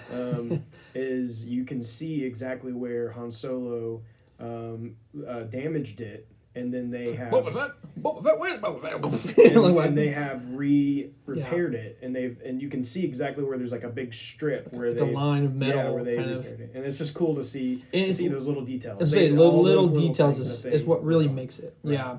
Another one that I kind of thought was very interesting was that also to do with Cobb Vanth. Was that let's just say this fart burst. Wow. James Bond's having a stroke. Anyway, this part first. Anyway, yeah, he's getting late, guys. He's getting late. Anyway. No, it's not. For me, it's getting late. Because I'm an old fart. Anyway, so I'm like losing my train of thought now. But you're talking about Star Wars. Oh, okay. Anyway, yeah. This first part is I want to talk about, and there's a secondary part that's kind of more like speculation. But what's very cool is that he had a speeder that was actually a repurposed turbine engine from a pod racer. So that within itself was really cool. Pod racing is a huge thing on Tatooine, but after the person who sponsored it, which was Jabba the Hutt, probably pod racing didn't happen anymore. That's just kind of my speculation. But it probably didn't happen, or at least to the extent that it used to. So a lot of people are like repurposing those parts. So that was really cool. But what's interesting, and this is kind of more of my speculation, the chances of this happening is so slim. But if you look at the turbine engine that came from a pod racer on Cobb Vanth's speeder, it looks very, very similar to Anakin's pod racer, the turbine engine on his. It doesn't look exact, but if you look back, they had it was yellow, of course, and it had those little fins things that came like that. Looks exactly like. The only thing different is a few little odds and ends that look different, and then like a red strip, which of course always could have been repainted. I mean, as we know, C-3PO got a red arm, So, looks very similar. So that's really cool. If it's not, the fact that it's even similar is very, very cool. It may not be C-3PO. It makes you want to think of C-3PO. It may not be Anakin's, but it makes you kind of want to think about Anakin's. So a lot of cool stuff. I have a few more things, but what else do you have? What do we want to talk about here? Of course, they talk about the Sarlacc and the fact that it is an empty, basically an empty nest, and they're like, how's that possible? And there's no such thing as an empty Sarlacc pit, right? Yeah, and they basically say, well, if you eat it, Yeah. And so Yeah. it's I believe they're basically saying that the Krayt Dragon potentially ate the the Sarlacc. Sarlacc. And I think that might have Yeah. bigger implications for Boba Fett. Exactly. Yeah. Because let's say it's maybe a possibility that a Krayt Dragon was eating the Sarlacc that Boba Fett was in, and maybe that was his ticket out of there. Well, okay, this is getting theory here, and I'm just gonna jump ahead. I'm sorry, but I'm thinking about this. Fine. If we look to the end of the episode and we see Tamir Morrison, look at him. He has no hair, and he's all scarred on his face. All scarred up, yeah. How do people get eaten by the Sarlacc pit? Most likely acid. Yeah. What if this Krayt Dragon came through, started eating, and it vomited up everything that was inside, because it could maybe bit it from the side or from the bottom of it, and it made it vomit up everything out of it. It's possible. And it scarred. I mean, it hurt his armor, and it scarred his face and burned off his hair. I don't know. That's just maybe speculation. But it's very possible. I assume the scars were just because he's been a crazy bounty hunter. Yeah, and that very well could be it too. I'm just kind of crazy. But maybe not. Maybe the scars and stuff are wounds from his event with the Sarlacc.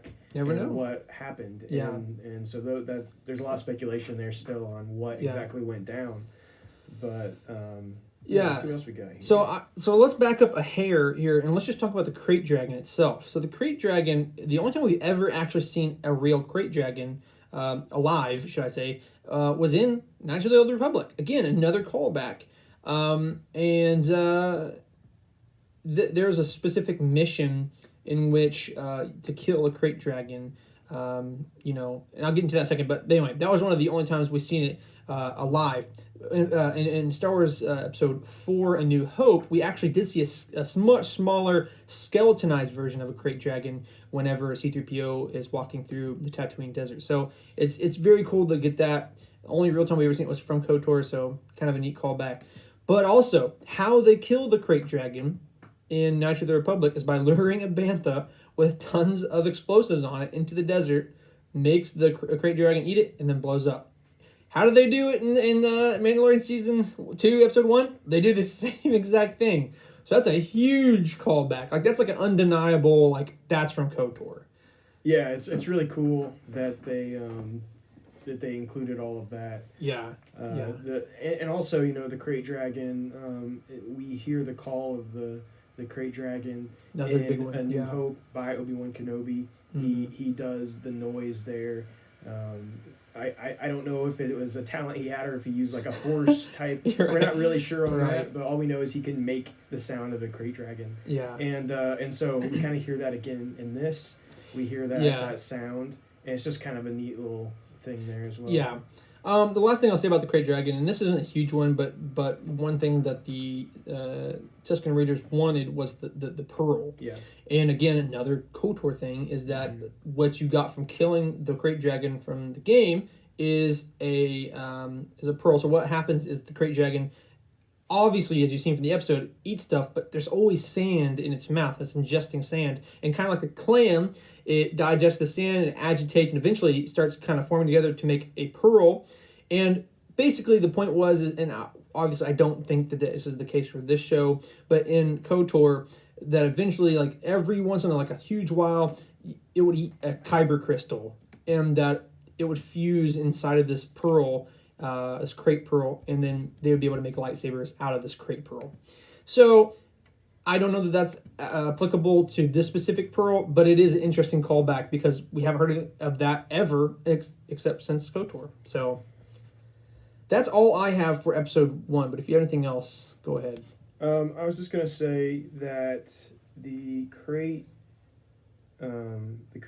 Dragon pearls, that actually still is canon, that a stone would contain a kyber crystal in it. Oh, really? And it would be refined until it formed a smooth, small sphere. Then that could be used in a lightsaber, of course.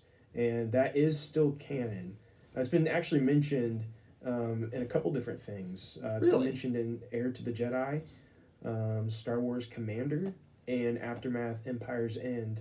The Krayt Dragon Pearl has been mentioned in all of those, and of course now in Chapter 9 of Mandalorian. So it just really kind of puts the nail in the coffin, solidifies that thought and that lore. So that's really cool. I didn't realize there was all the other stuff too. Yeah, something else I wanted to mention is when they're fighting the Krayt Dragon, which is just a phenomenal scene, and we get the the borders of your screen expands, you get that full picture. And it's just good, an amazing scene. We talked about it last week, yeah, in a little more detail as far as like what our impressions of the episode were. Right. So you can go there for more of like our review of it. Yeah. Because today we're just talking more about like what happened. Yeah. The callbacks and Easter eggs and stuff. Yeah. But what was really cool is they're fighting and basically the Mandalorians tell him to kind of get out of the way. And so he actually just smacks the back of his right. jetpack. Oh yeah, I forgot to write that down. And it just shoots him off like in Return of the Jedi. And so again, another great callback. This episode was full of stuff. Like that.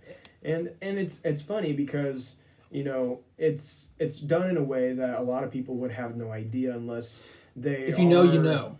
If you know, exactly. And let me just say this real quick. This is how you do nostalgia. Okay, This is how you do callbacks and Easter eggs and things like that. As much as I loved seeing all these old characters come back in this the sequel trilogy, a lot of the callbacks and all of the the feel good nostalgia in the sequel trilogy, I loved it because I love nostalgia, but it was so on the nose. Like it was so like, hey, looky here, look who it is, And so The Mandalorian does callbacks and nostalgia perfectly. It's one of those things and it's true nostalgia too, because if you know, right? If you know about Boba Fett, if you know about the scar on his, I don't know if scar is the right word, but the scar on his jetpack, and also if you know, and it's just so cool. If you played KOTOR, you're gonna catch all these things. If you didn't, you didn't, and that's really rewarding for. It's really rewarding for those who do get it. Hi, you're live on Jedi Eternal. How are you doing tonight? I'm doing good. How are you? I'm great. I just have a couple questions for you, if you're available. Yeah, I got a second. Oh, that's great. Okay. Have you seen? Actually, you know what? I'm not going to ask you that. Do you think that Boba Fett is at the end of Chapter 9 of The Mandalorian? Yes, I do. Okay, you believe that's Boba Fett? Why do you say that? Because it can't be Jango Fett because he's already dead. True. That's true. Okay. And I think it's him because he looks like an old Mexican man. Yeah. Okay. Jango Fett looked like Pacific Islander. Okay. was his clone son Boba. Okay. So, yeah. All right. That's a good answer. Do you think that there's a possibility that could just be another clone? Could be a Tibetan monk. I'm not really sure. They kind of look like that, kind of styled person too. That's true. Don't get too racist,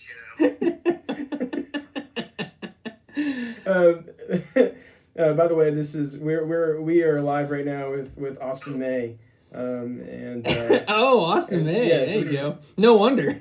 And so what was your thoughts on the episode? Actually, I thought it was really good. I thought it was a really good first episode. That's good. Have you seen the second one yet? Actually, I haven't. I usually wake up early and watch it, and I've been too busy today. All right. Well, we haven't got to that one yet, so it's good that you haven't seen it yet because we don't want you to spoil anything. Call me back. All right. Well, thank you for your time. We appreciate it. Yeah. You have a good night. Yeah, if you ever need any advice, anything Star Wars, you call me. I usually know it. You're a Star Wars lore master, is what I've heard. Yeah, I think that Pablo Hidalgo. Tatooine place he was on. Yeah. It's been mentioned before. I think it's it.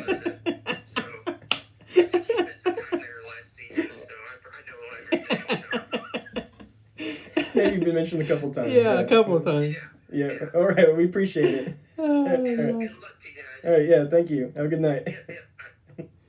Good grief! What kind of medicine is on he on? Tatooine. So that your first. Tatooine's been mentioned a couple times before.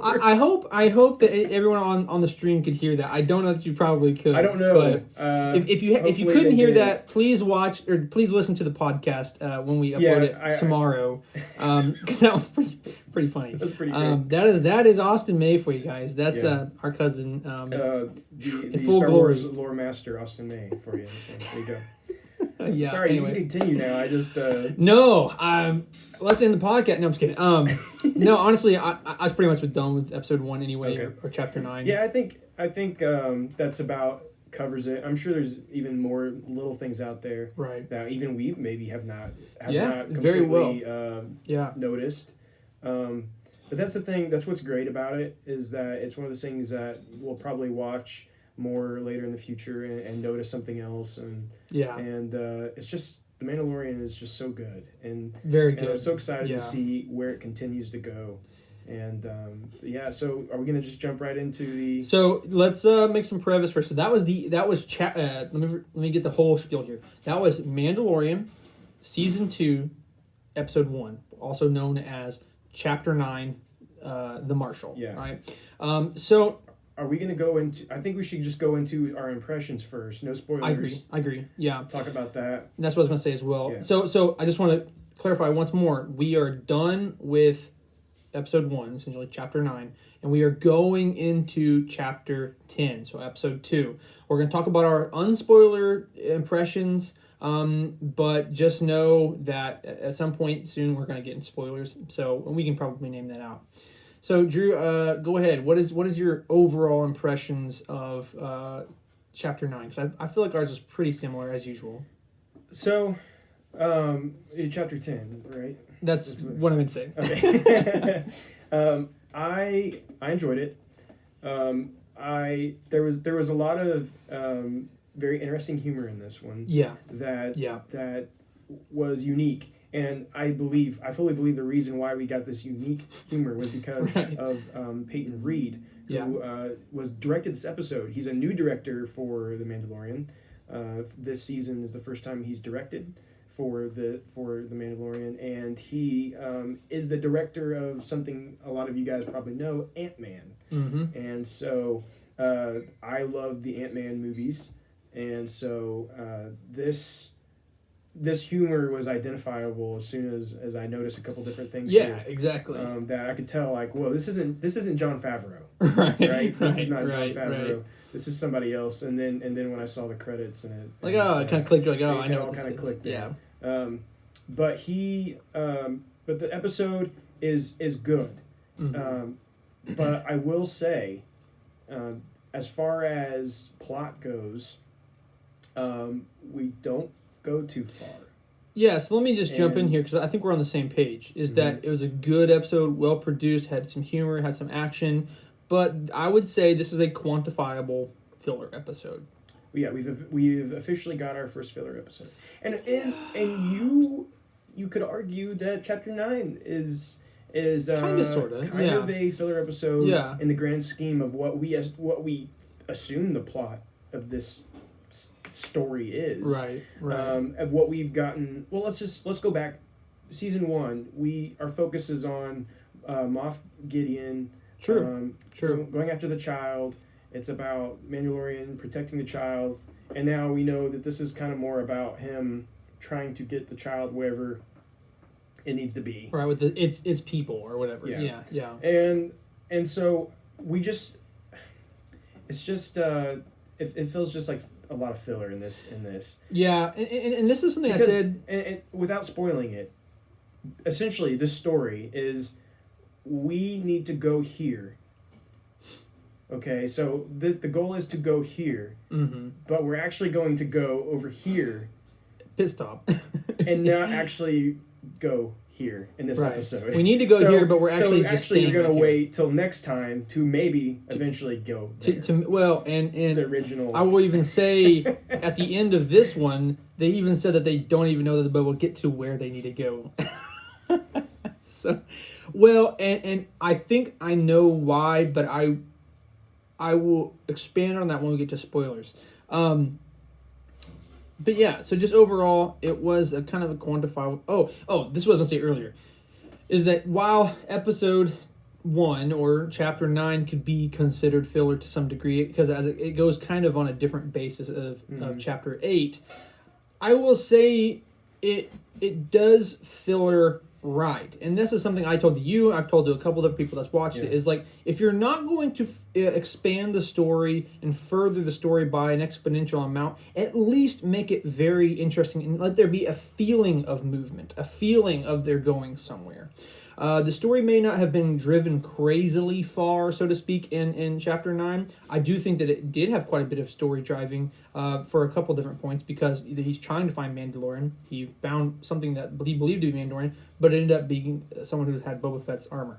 I think it's going to play more into it. It didn't go super far, but at least it had had motion. It felt like it was going somewhere. At least, it may not have been going anywhere, but at least it was going in a circle.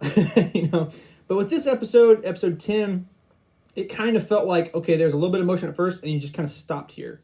There wasn't a whole lot of even revolving motion. It's kind of weird words I'm using right now, but I just don't want to get into spoilers. That's what I'm trying to get. Right.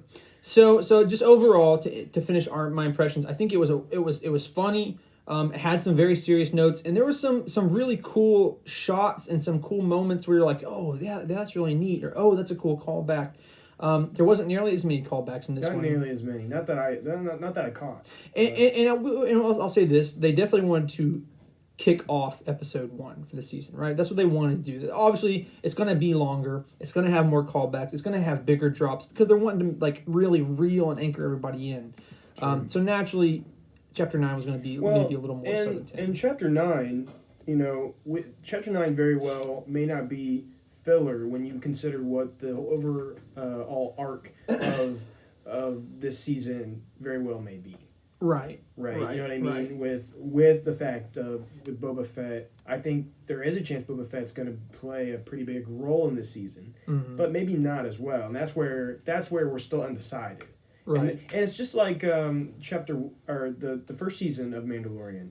A lot of it felt filler until the end. And kind of tied it all together. And then it kind of started to tie it all together. Yeah, I remember we said that. And, I mean, don't get me wrong. It's still... There's still filler. There's still filler in there. But, some filler is not necessarily an issue. It's okay to just enjoy the journey, right? Yeah, exactly. And that's what I'm saying about Chapter 9 is, there may have been a little bit of filler, but, man, that whole time, it just felt impactful, even if the story wasn't driven super far. Right. And like I said, that is how you do filler, in my opinion. Yeah.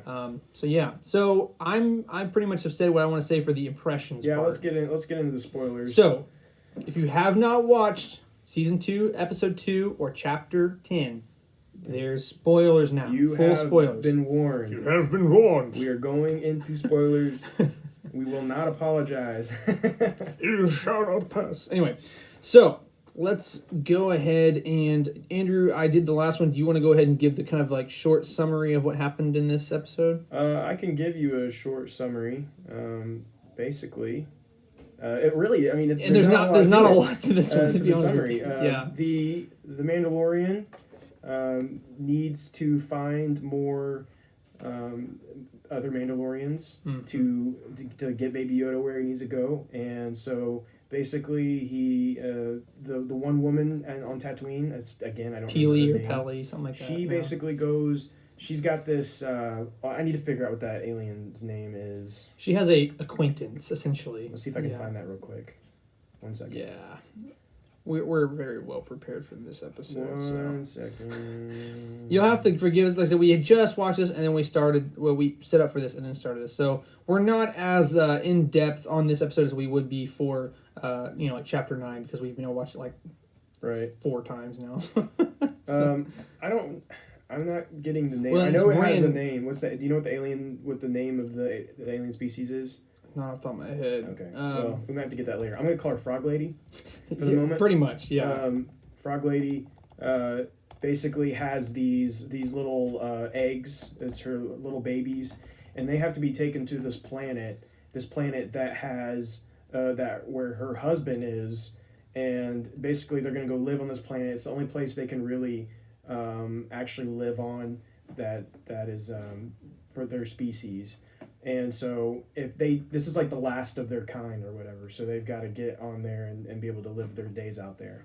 And so the Mandalorian is being asked to do this because I believe she has some kind of information. Basically, or is it just the... She knew that there was where a coven of Mandalorian right. were. At least that's what she claims. That's what she claims. She knows where some are on that planet that they're going to, I guess, or something. So yeah. So anyways, he agrees to do it. They go, and and so this is kind of alarming for me. Baby Yoda is a little monster. Yeah, it's a little freaky. It's a little freaky. It's like, what happened to our precious little Baby Yoda?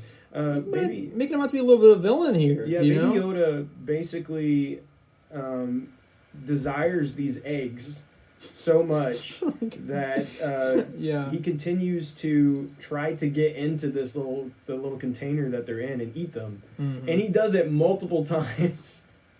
Yeah, multiple times. I mean, basically, he's committed manslaughter like 4 times at least. It's not even manslaughter at this point. Like, he's already killed them. He's eaten them. So it's pretty rough. Yeah, me and Drew was like, man, they're taking Baby Yoda on a much darker direction. I know, like, it was supposed to be funny, but I was like, I don't know. Yeah, they tried to make it funny. It wasn't funny. It wasn't funny. I mean, it was funny. I mean, it but was. Like in a dark way. But I'm like, this dude's eating kids. Like, I mean, it's funny, but is it that funny? It's funny. It's like, yeah, Baby Yoda was like the bad guy in this. He really He's like was. the villain in this, episode. Yeah. And it kept it would focus on Baby Yoda, like getting closer to him and stuff. And anyways, Alex Mason says, I swear he ate 7 eggs. Yeah, no joke. Like, he ate a bunch of eggs. He did. So I've been feverishly looking this up here. As it seems, the frog species, no one knows what it is. Now, someone says it's possibly a rybit or a chubbit. Okay. I don't know. So, but yeah. That's an interesting one. Anyway. I'm going to call it a chubbit. From now on, it is a chubbit. A chubbit.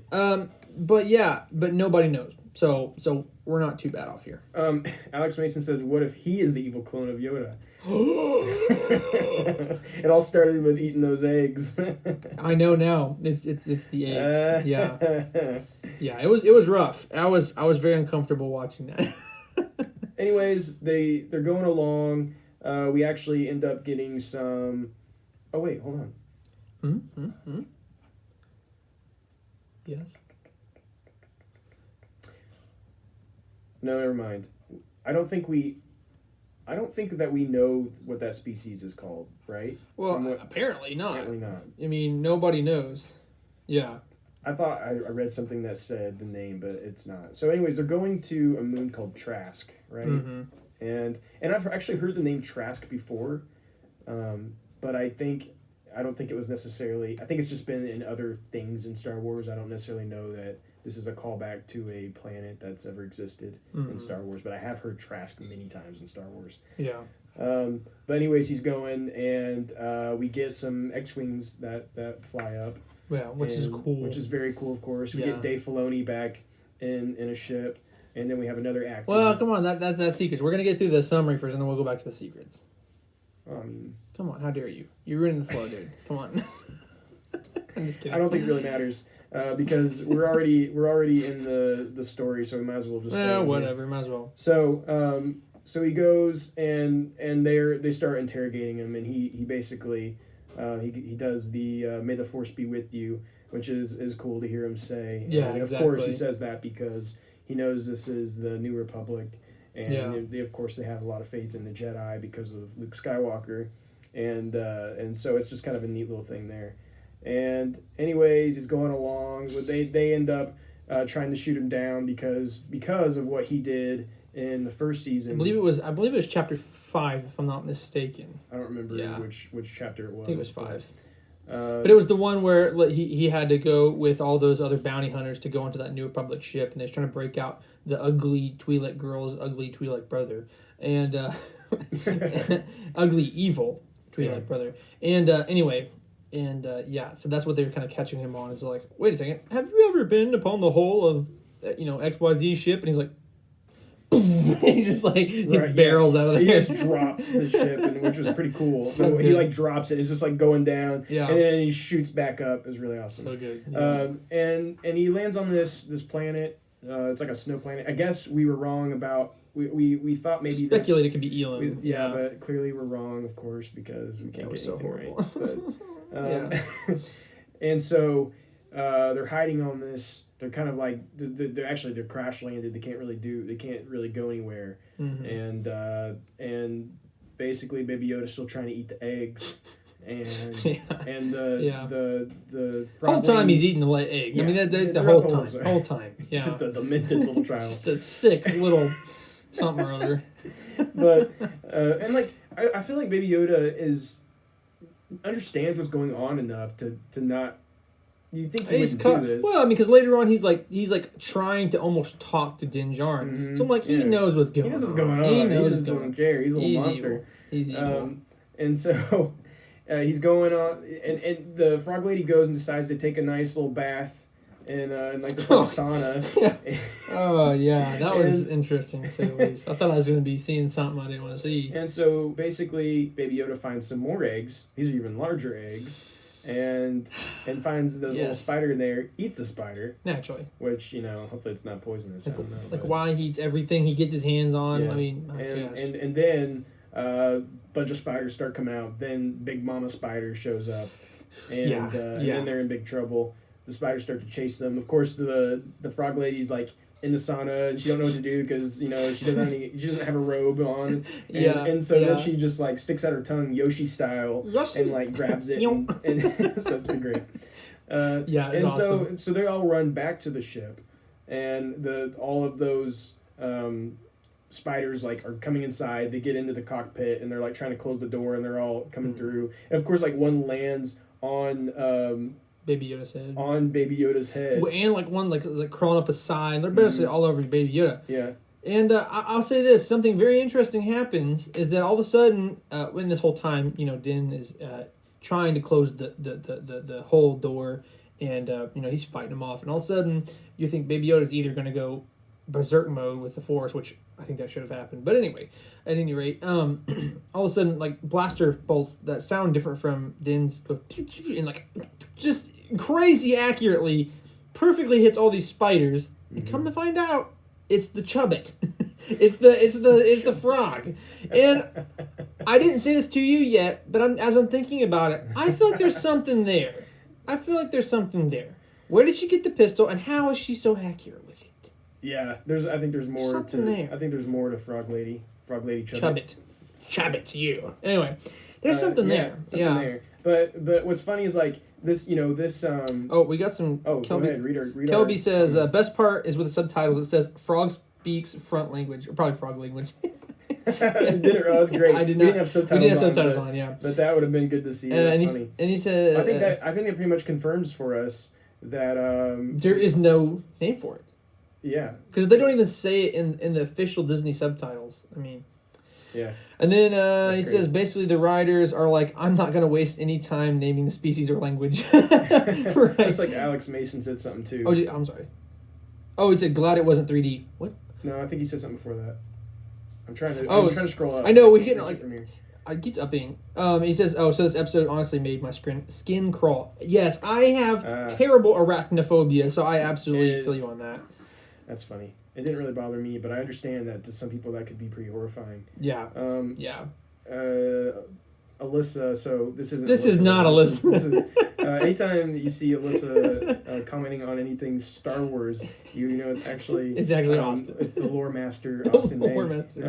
Who was that hot voice on the phone earlier? Definitely wasn't Braxton. Yeah, because I actually don't know as much so lore he's calling as him. So he's basically saying he has a hot voice. I don't know about that. Was he?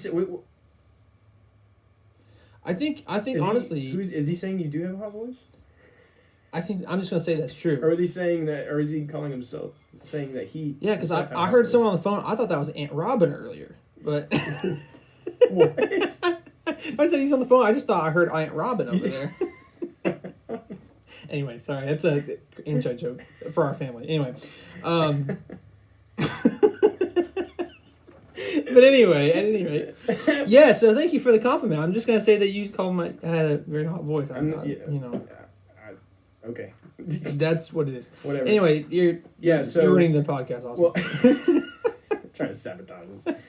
Oh wait, Kelby says the spiders gave me some Rebels flashback vibes, maybe some more crossover potential. Well, and that's something yeah. that we're going to talk about. Yes, Yeah.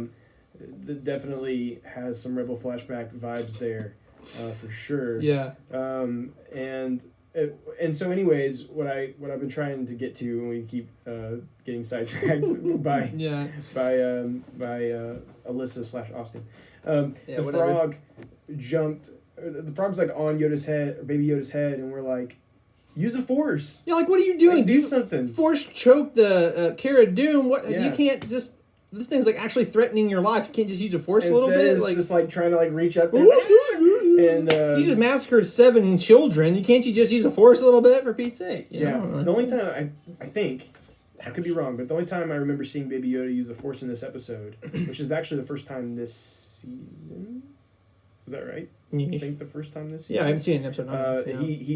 He's just bringing the eggs closer to him. Like he's looking through. They're the inside. glass. They're inside this jar. And he type pushes thing. his nose up against the glass, Yeah. and then the eggs are like, and like coming closer to his face. And it was like So. he didn't like he used Force, but it was like whatever. You know, I was really hoping to see him go beast mode. I But still think that like we are headed to a point like Baby Yoda is going to potentially be a very, very dangerous thing. yeah, I think it's gonna get to like where he's gonna be like an angsty 2-year-old that like no, I'm gonna do what I want, like kind of bratty, and all of a sudden like he's gonna like cause some destruction or something. I almost wonder if at some point we will see him like straight up murder a dude.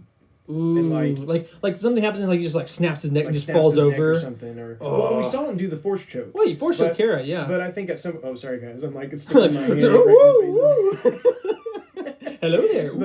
But I think like we might eventually see where he actually goes through with it, and it starts I to got some show comments here. that like this constant traveling around and watching the Mandalorian kill people might have a very negative effect for him. Also, on a side note, Alex says, "I thought of Fallen Order when I saw the spiders." No, that's which true. absolutely, that's when I saw the trailer. Also, he says he's just looking at the eggs like you will be my food. Yes, that's true. Yes. But no. See, that's why I thought it was Ilum because you're on Ilum when you see the spiders in Fallen Order. I'm like, oh, that looks just like those spiders, but apparently not. Whatever. Yeah. Yeah, and so then they're saved by the New Republic pilots. They show up and they basically tell the Mandalorian like, hey, you have done some bad stuff, but we also know that you're doing some good stuff. Because at the end of like either chapter 5 or chapter 6, basically he ends up kind of like thwarting the bounty hunters and helping people that they was trying to kill. Yeah. So like we recognize the things that you've done good. We know that you're bad, and we could arrest you, but because of the good stuff, we're just going to be like saying like, get out of here. Is basically what they're saying. Right. Yeah. And then they end up flying back off. They let him go. And what I can't remember what happens after that. Basically, they're flying through nothing. They're flying through space, and the ship's just like, Right. like about to fall apart. Right. And basically, he says they're gonna have to stop at some kind of port. Like we're not even gonna get far enough to get to this port. So that's why I'm like, they're not even gonna be getting to this place that has the Mandalorian. You know what I'm saying? Yeah. So who knows? So well, where this it's is gonna go, why. but- This is what I was saying earlier. Here's what I think is that like, whenever he gets to this Mandalorian coven at XYZ planet, that is when like that's going to be a big integral part of season 2's story, and I think that's kind of why it's waiting a little bit because it's. Yeah. I think when we get there, something big is going to happen. I don't know what that is or how that is or but I think that's kind of why they're stalling a little bit. Yeah. So let's just jump into some Easter eggs then. Yeah. So first thing I want to mention. Okay. Is we are on Tatooine before he leaves, right? And before he even gets to Peely, back to his ship, he's on a speeder, and he gets attacked by what seems to be a group of bounty hunters wanting to just steal stuff from them. I don't think they even really know who he is. They just want his armor. They want whatever they can take, right? And what I want to mention is, first of all, that little scene was sick. Like where he, yes, they blow up his speeder and he like uses the jetpack perfectly. The jetpack and he like turns around real quick. So and, cool. And lands on his feet and he's like sliding. Yeah. So long story short, there's like 3 or maybe 4. I think there's 3 of them that are attacking him. But there's this really short one, and that ends up grabbing Baby Yoda. and like threatens him with a knife. But I'm 99% sure that this is a bounty hunter Jawa. Like, I'm like 99% sure of this. Like, I can't prove it, but it's the same stature. They're on Tatooine, and it sounds just like a Jawa. But it was I'm like, how it did sound like a Jawa, similar size, but just like wearing different clothing. If any of you guys have any opinions on that, let us know, because we're not really sure, and but maybe this is already an identified species, and we're just missing that. So if you guys have any takes on that, I'm like, oh my gosh, a bounty hunter Jawa. That's the first time we've ever seen that. So if it's not that, I'm going to be highly disappointed. But anyway. Yeah, and then we go to Mos Eisley Cantina. Yes, the Cantina. The Cantina. Well, actually, I want to mention before we go into that when the speeder... he gets kicked off the speeder and Baby Yoda goes flying. We both like freaked out. We're like, Baby Yoda, no! Not again! Just like as Baby Yoda's like sliding against the. Later on, we're like, okay, maybe he deserved it a little bit. Yeah, I mean, I got mixed feelings on Baby Yoda. I know, like my heart doesn't know what to feel right now. You know, I'm supposed to feel about him. So. There's supposed to be a mid-season shift in tone, as indicated by a couple of rumors. I'm like, honestly, we're thinking it might be that they're like making Baby Yoda to be out the villain, and people are like, okay, this ain't gonna fly. So like episode 4, episode 5 is gonna be like. Then like, oh, okay, maybe we need to make him good again. Oh, it's cute Baby Yoda again. Yeah, I don't know. We'll see. But so we go to Mos Eisley, which is always great. It looks just like you see it in A New Hope. It looks so good. So cool. So good. Always love seeing that. And we get what they're calling Dr. Mandible. Yeah. Which is interesting. Yeah, like this ant. It's this massive ant, basically. I mean, it just looks like a big ant. And hey, don't talk about her like that. This might be a Legends alien known as the Killick, which was actually in some novels that were called Dark Nest. It was like a series for a while. And it was actually a pretty interesting series, and it dealt with like a hive mind type thing and a lot of different stuff there. And I'm probably wrong because it's been a little while since I've watched New Hope, but I could have sworn I saw something like that in the Mos Eisley Cantina, but I'm probably just wrong. But anyway, whatever. I mean, I'm not saying you are wrong. It may very well be somewhere in there as well. We just never got like an identification. That's how what I know of it. For the most is that. Of course, and they're sitting there playing Sabacc, which is cool say that, to see more of that. And guys, any of you who are watching, feel free to jump in the comments and tell us something you noticed. We'd love to hear your guys' thoughts on that. So another thing, what's interesting is that Peely, which is the woman that's been helping with the ship and stuff like that, one thing that she says is actually kind of cool. She's in the cantina and she's playing Sabacc and stuff, and she says, I can't remember the exact context. She says, "I'm not some Rhodian." So, obviously, Rhodian is the species of Greedo, and as we know, the first time we were in Mos Eisley Cantina is when Greedo and Han Solo have their great bout with one another. So that's kind of a cool little callback. It's like, I'm not just some Rhodian, and they're sitting in what looks to be almost the same spot as Greedo and Han were. Yeah. So, pretty cool little thing there. Yeah, definitely. Yeah. I also like when he asks the frog lady if she speaks Huttese, right? And so he's like he actually like uses like a couple of phrases from Huttese that are Huttese. Yeah. So that was a nice little thing. Little callback there too. Yeah. But overall, this episode definitely was not as expansive as episode 1 or chapter 9. Definitely not as expansive, and I kind of expected it to be that way. I was kind of in my heart of hearts, I hope that it'd be like just build on it and just keep on going craziness. This episode Boba Fett comes in and but it's it was good for what it was. It's definitely set up a foundation for something bigger in the future. I just wish there was a little bit more to this. Sure. Well produced, set a foundation for what's to come, but I just wish there was a little bit more. Yeah, I mean, I would have liked to have seen maybe just a glimpse of Moff Gideon, Yeah. Something like that. Yeah, exactly. Because where's he at right now? What's going on? We've now seen 2 episodes, and we haven't seen Moff Gideon or the Darksaber, or the bounty guy. Can't remember his name, of course, because I can't remember anyone's names ever. Lando Calrissian. Look alike. I don't know. No. I know, I'm just joking. But I can't remember his name. And then, of course, Cara Dune. We haven't seen her either. And we know they're all coming back. It's just weird that like. Yeah, where are they at, and what's going on with them right now? Like, are they just in themselves? Like, they're all just standing there back where they were. And it's like, okay, where's he coming back? You know. I mean, maybe they're just not as big of characters as they like to portray that they are. Could be. You know, in the marketing, they always show them like, you know, they've been showing them over and over again. It makes you feel like they're big main characters in this series, but maybe they're not. I don't know. Yeah, I don't know. I feel like Moff Gideon is supposed to be the main villain of this show, but it's not feeling like it is right now. No, it's not. It's not.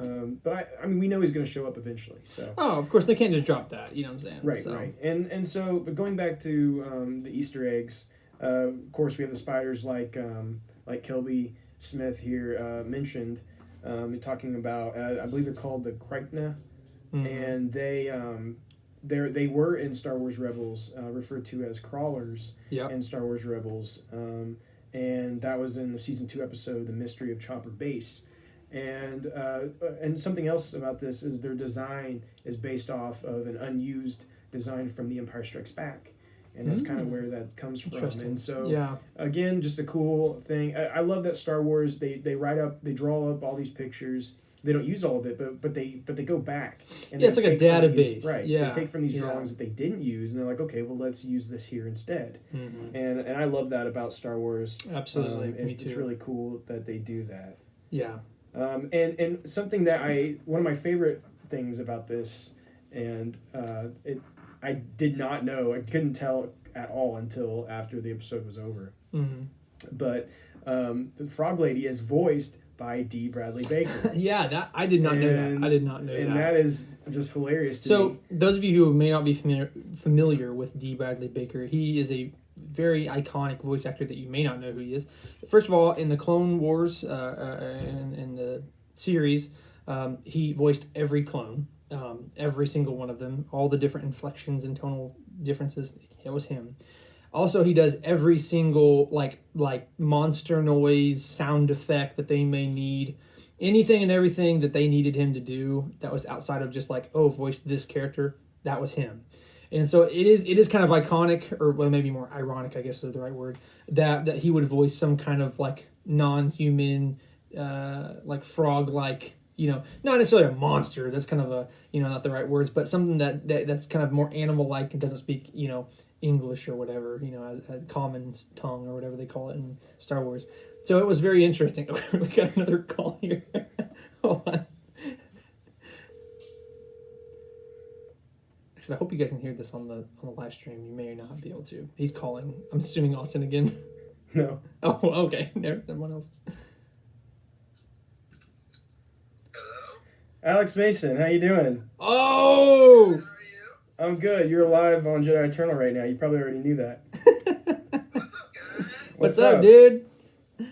Hey, a quick question for you. So you said that this episode made your skin crawl. Give us a little bit of what you thought about the episode. I listen to, I watch stuff sometimes when I'm not working, so I had it on at my office, and I was just kind of looked over, and right as I looked over, there's just these little spiders coming out of the egg. Yeah. It was like, okay, you know, whatever. And then they all just started to move. I was like, this ain't good. This ain't good. I knew there was something big coming because it was like, no, we've seen this move too many times. And so then when that big one came out, I was like, oh no. Oh, no. I kind of stopped my tracks on work there for a minute. So Had to go to the bathroom and clean yourself up a little bit. Did you turn it off at that point, or did you follow through and finish the episode? I followed through. It's just I had to get through that initial yeah. A little bit of shock there. Yeah. Well, I hope you don't get fired for watching the episode in your office, But but you know it's great that Star Wars means that much to you that you're you willing to really take risk that your risk. job. Hey, I feel your brother. And My boss is like, as long as my boss loves Star Wars too. Okay. My boss is like, hey, as long as you get the work done, I don't care. So I'm like, That's yeah, right. all Mandalorian on Fridays. It sounds like a good boss to work for. Sounds good. Sounds good. So, what was your overall thoughts on the episode, though? Did you like it? I thought it was really. Now, I think the first one was better. I felt like we were just kind of, I don't know, missing a good amount of story in this one. Mm-hmm. Sure. Yeah. Like, I mean, Yeah. you know, it was, you know, it still had substance, but as a whole, I felt like, you know, we really could have had more, because it's just kind of bland. We had the passenger. We know we're going to get to some Mandalorians one of these days, maybe on episode 7. Yeah, maybe. Don't Maybe. curse us. Don't curse us. Like this, he's just searching for Mandalorians, and he just keeps wrecking his ship. I wonder if that's what's going to happen. Yeah. He's just like, instead of getting a new ship, I'm just going to spend the next 4 or 5 episodes repairing my ship. Yeah. Then we'll go search again and then destroy it. Right. By the end of it, the Razor Crest is a scooter. I don't know. I felt like it was one of those fillers that we could have actually had something a little more. Yeah. Sure. Yeah. Yeah, I feel you. Do you think that's Boba Fett at the end of chapter 9? I think so, because when I saw that, like I told you guys, I stayed up until 3. That was the time that they're releasing it on You were devoted. Pacific time. So I was like, Good man. I stayed until 3. I watched that, and at the end, I was like, That's right. That's right. Right there. I absolutely think so. I don't know how it couldn't be. Yeah. I mean, obviously there's ways that it could be, but I mean, in my own opinion, it's just there's no way. It's more far-fetched to believe it's not, I think. That's right. Yeah, for sure. For sure. Well, Alex, thank you for your time. We appreciate it. Thanks for talking with us. Thanks for letting me Thanks, on. buddy. Yeah, you have a good night. Hey, you guys too. All right, we'll talk to you later. See ya. Nice. All right, that's one of our our good top friends fans. there. Yeah, that one of our top listeners, without Yeah. a doubt. One of our biggest supporters, Alex Mason. Yeah, Alex, we appreciate it, buddy. So I just thought we'd get a little sneak peek Little of what he interaction, thought in yeah. that. And he had good things to say there. Yeah. He's pretty much agreed with us, I think, on the episode. You know, there's some good things here. It's enjoyable, but again, the lack of story in this, the lack of progression Yeah. in the story, I think, is our biggest. It felt like I'll tell you, it felt like a movie director directed a TV episode. And that's exactly what happened. That's exactly- But it feels like he's used to having a whole lot more time to flesh something out than he did. Yeah. And I don't know, that's just what it felt like to me. And like he started something and you know, I don't know. Alex Mason said, "Hey, that guy knows what he's talking about." The Lore Master 2.0. Oh, we should have Alex Mason and Austin May face off in Star Wars. I don't know, Alex, do you know what Tatooine is? Because Austin did. So Yeah, I don't know. Austin even knew that Tatooine has been mentioned a couple of different times. So I mean, I don't know if you can prove that or not, but I don't know. So anyway, Oh man, what is the Force? Anyway, what is the Force? It's a good question. yeah, well, that's a good question. Anyway, so anyway, overall, the episode was good. Like I said, I just kind of run over it again because I've already said everything I need to say. Yeah, guys, anyone in the that's watching right now, if you have any final questions or any just comments at all, feel free to say them now. We'll probably be wrapping up here pretty soon, so we'd love to hear from you guys one last time before we go. So, any questions? It does not have to be about the Mandalorian, any topic whatsoever. Yeah. We'll be happy to answer. Or if you just want to say something or make fun of us, that's fine too. I don't care. I get made fun of all the time. Yeah, it's joy. Yeah. So, Please do not crash my fragile ego.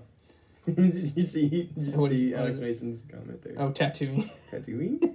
Tattooing? Who's tattooing? Yeah, I don't know either. But I'm excited about what we're going. It's the good good in in the universe. It's light Austin says it's the lightsaber. good Duh. in the universe. It's light lightsaber. What are we What talking is it about? supposed to Think something mean? about the Force. Like when I said, what's the Force? Something about lightsabers. I don't know. Oh, don't question the lore master. Whoa! Hey, He I don't want knows to. what he's talking I about. don't want to buck the authority, man. I don't mean to. I'm trying to think. Who else should we call? I want to call someone else. I don't know. Call I somebody don't know. else. What's in the A46? Some people may not want to get on the phone. I don't really care about Oh, that. okay. Well, that's fine not- too. Do you have somebody you want to call? Not really. All right, let's see. I'll call somebody else real quick. Well, you have the Well, technology on your wrist. I want there, to call somebody and ask them something that's like really random. Okay. Hold on a second. I got one for us. Dun, dun, dun, dun, dun. Yeah, so if you guys enjoy this chaos right now. Please like and subscribe. Hit that notification bell. Anyway, no. Okay. Hold on. We got another victim. Who is this? You'll see. Oh, of course. Okay. Another victim.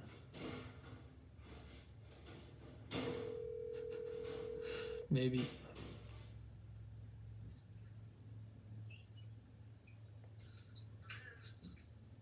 What's up, man? Mr. Brylyken, how are you, sir? Yeah, fantastic. How are you? I'm good. Hey, you're live on Jedi Eternal right now. Oh, hey. Yeah, hey, have you watched any of Season 2 of The Mandalorian? I have not. Oh! I have not. Oh, no. Do you even really like Star Wars? And just haven't yet. Wow, that's embarrassing. Do you even really like Star Wars, Bry? Well, I do. I don't know. I'm sorry to call out to all of these fans that you are a fake fan of Star Wars. That is savage.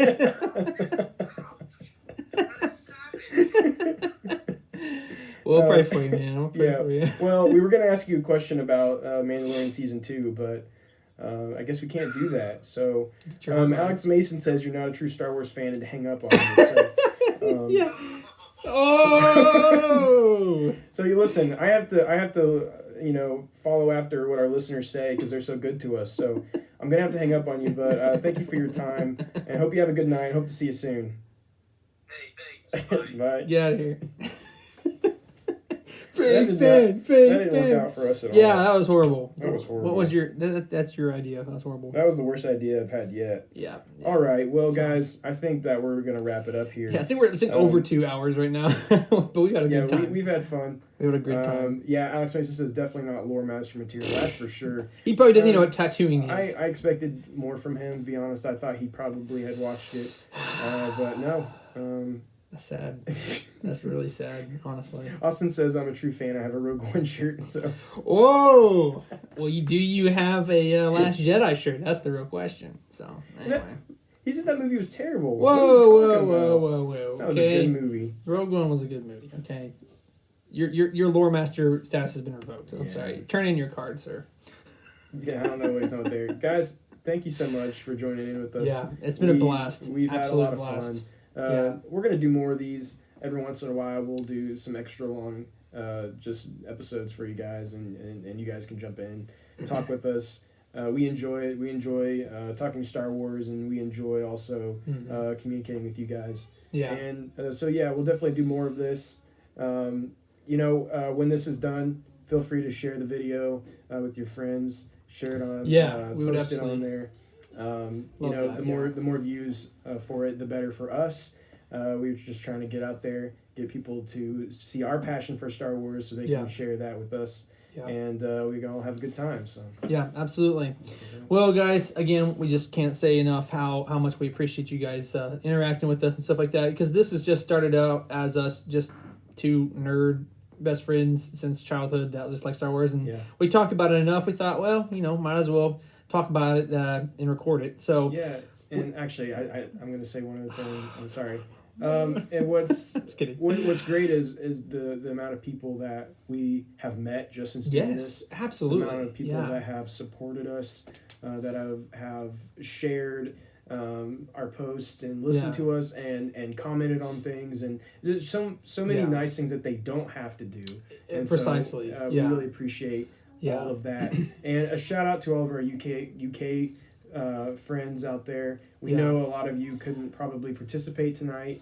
I know, like because JB. It's late there. Yeah, I know, like JB said. And Stuart, I know Stuart said he's going to be on. I don't know if Stuart was able to, but Stuart, we still appreciate you too. But we know that we have a pretty decent following out there, actually, surprisingly. Yeah, that's true. I'm not sure how that happened, but hey, we love you guys. Our we UK love you numbers guys. are almost as big as our numbers here in America. That's crazy. And so we really appreciate that support. Yeah. And we will keep you guys in mind.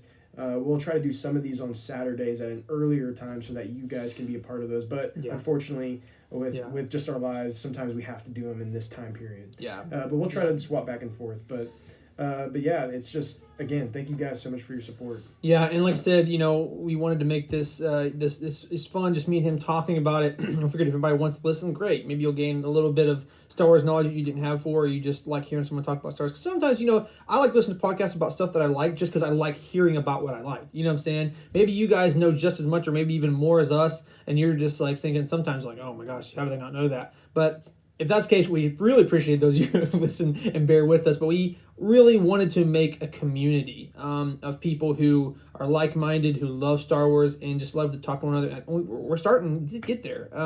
We have a solid group of you guys and gals out there that love interacting and stuff. And those of you who've been listening and watching, I don't know where Kristen's at. I'm kind of offended, but I'm just kidding. Yeah, Kristen, I'm just your kidding, top Kristen. fan status might be reversed. I mean, you are our top fan. I don't know where you're at tonight, but yeah, I don't know after this. I don't know. Facebook might stop you there, but in our hearts, no, I'm just kidding. I'm just joking. No, we always appreciate you, Kristen. Yeah, we do. But anyway, those of you who have been listening because I know you're out there. I know because you guys participate in contests or sometimes you'll like stuff. I know you're out there. I know you listen. But they don't say. But you don't say that. Don't feel. Yeah. Well, obviously, if you don't want to, you don't want to. But if you guys ever feel like afraid to say anything, like you might sound dumb.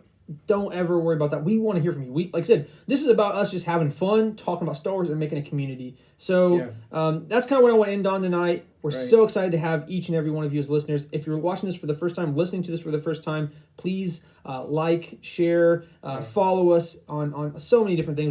We have in terms of our podcast, we have Apple Music or Apple Podcasts, whatever. Mm-hmm. We have YouTube and we have Spotify. But also we have our social media, such as Facebook, what you're watching this on right now. We have Instagram, we have Twitter, we have a Twitch, and we're going to be trying to do some of the more streamings later. We have a lot of stuff, guys. We want to connect with you. Please like and follow us. We'd absolutely love that. But without further ado, join us next week for episode 39. And last but not least, may the Force be with you, and thank you for joining the Jedi Eternal.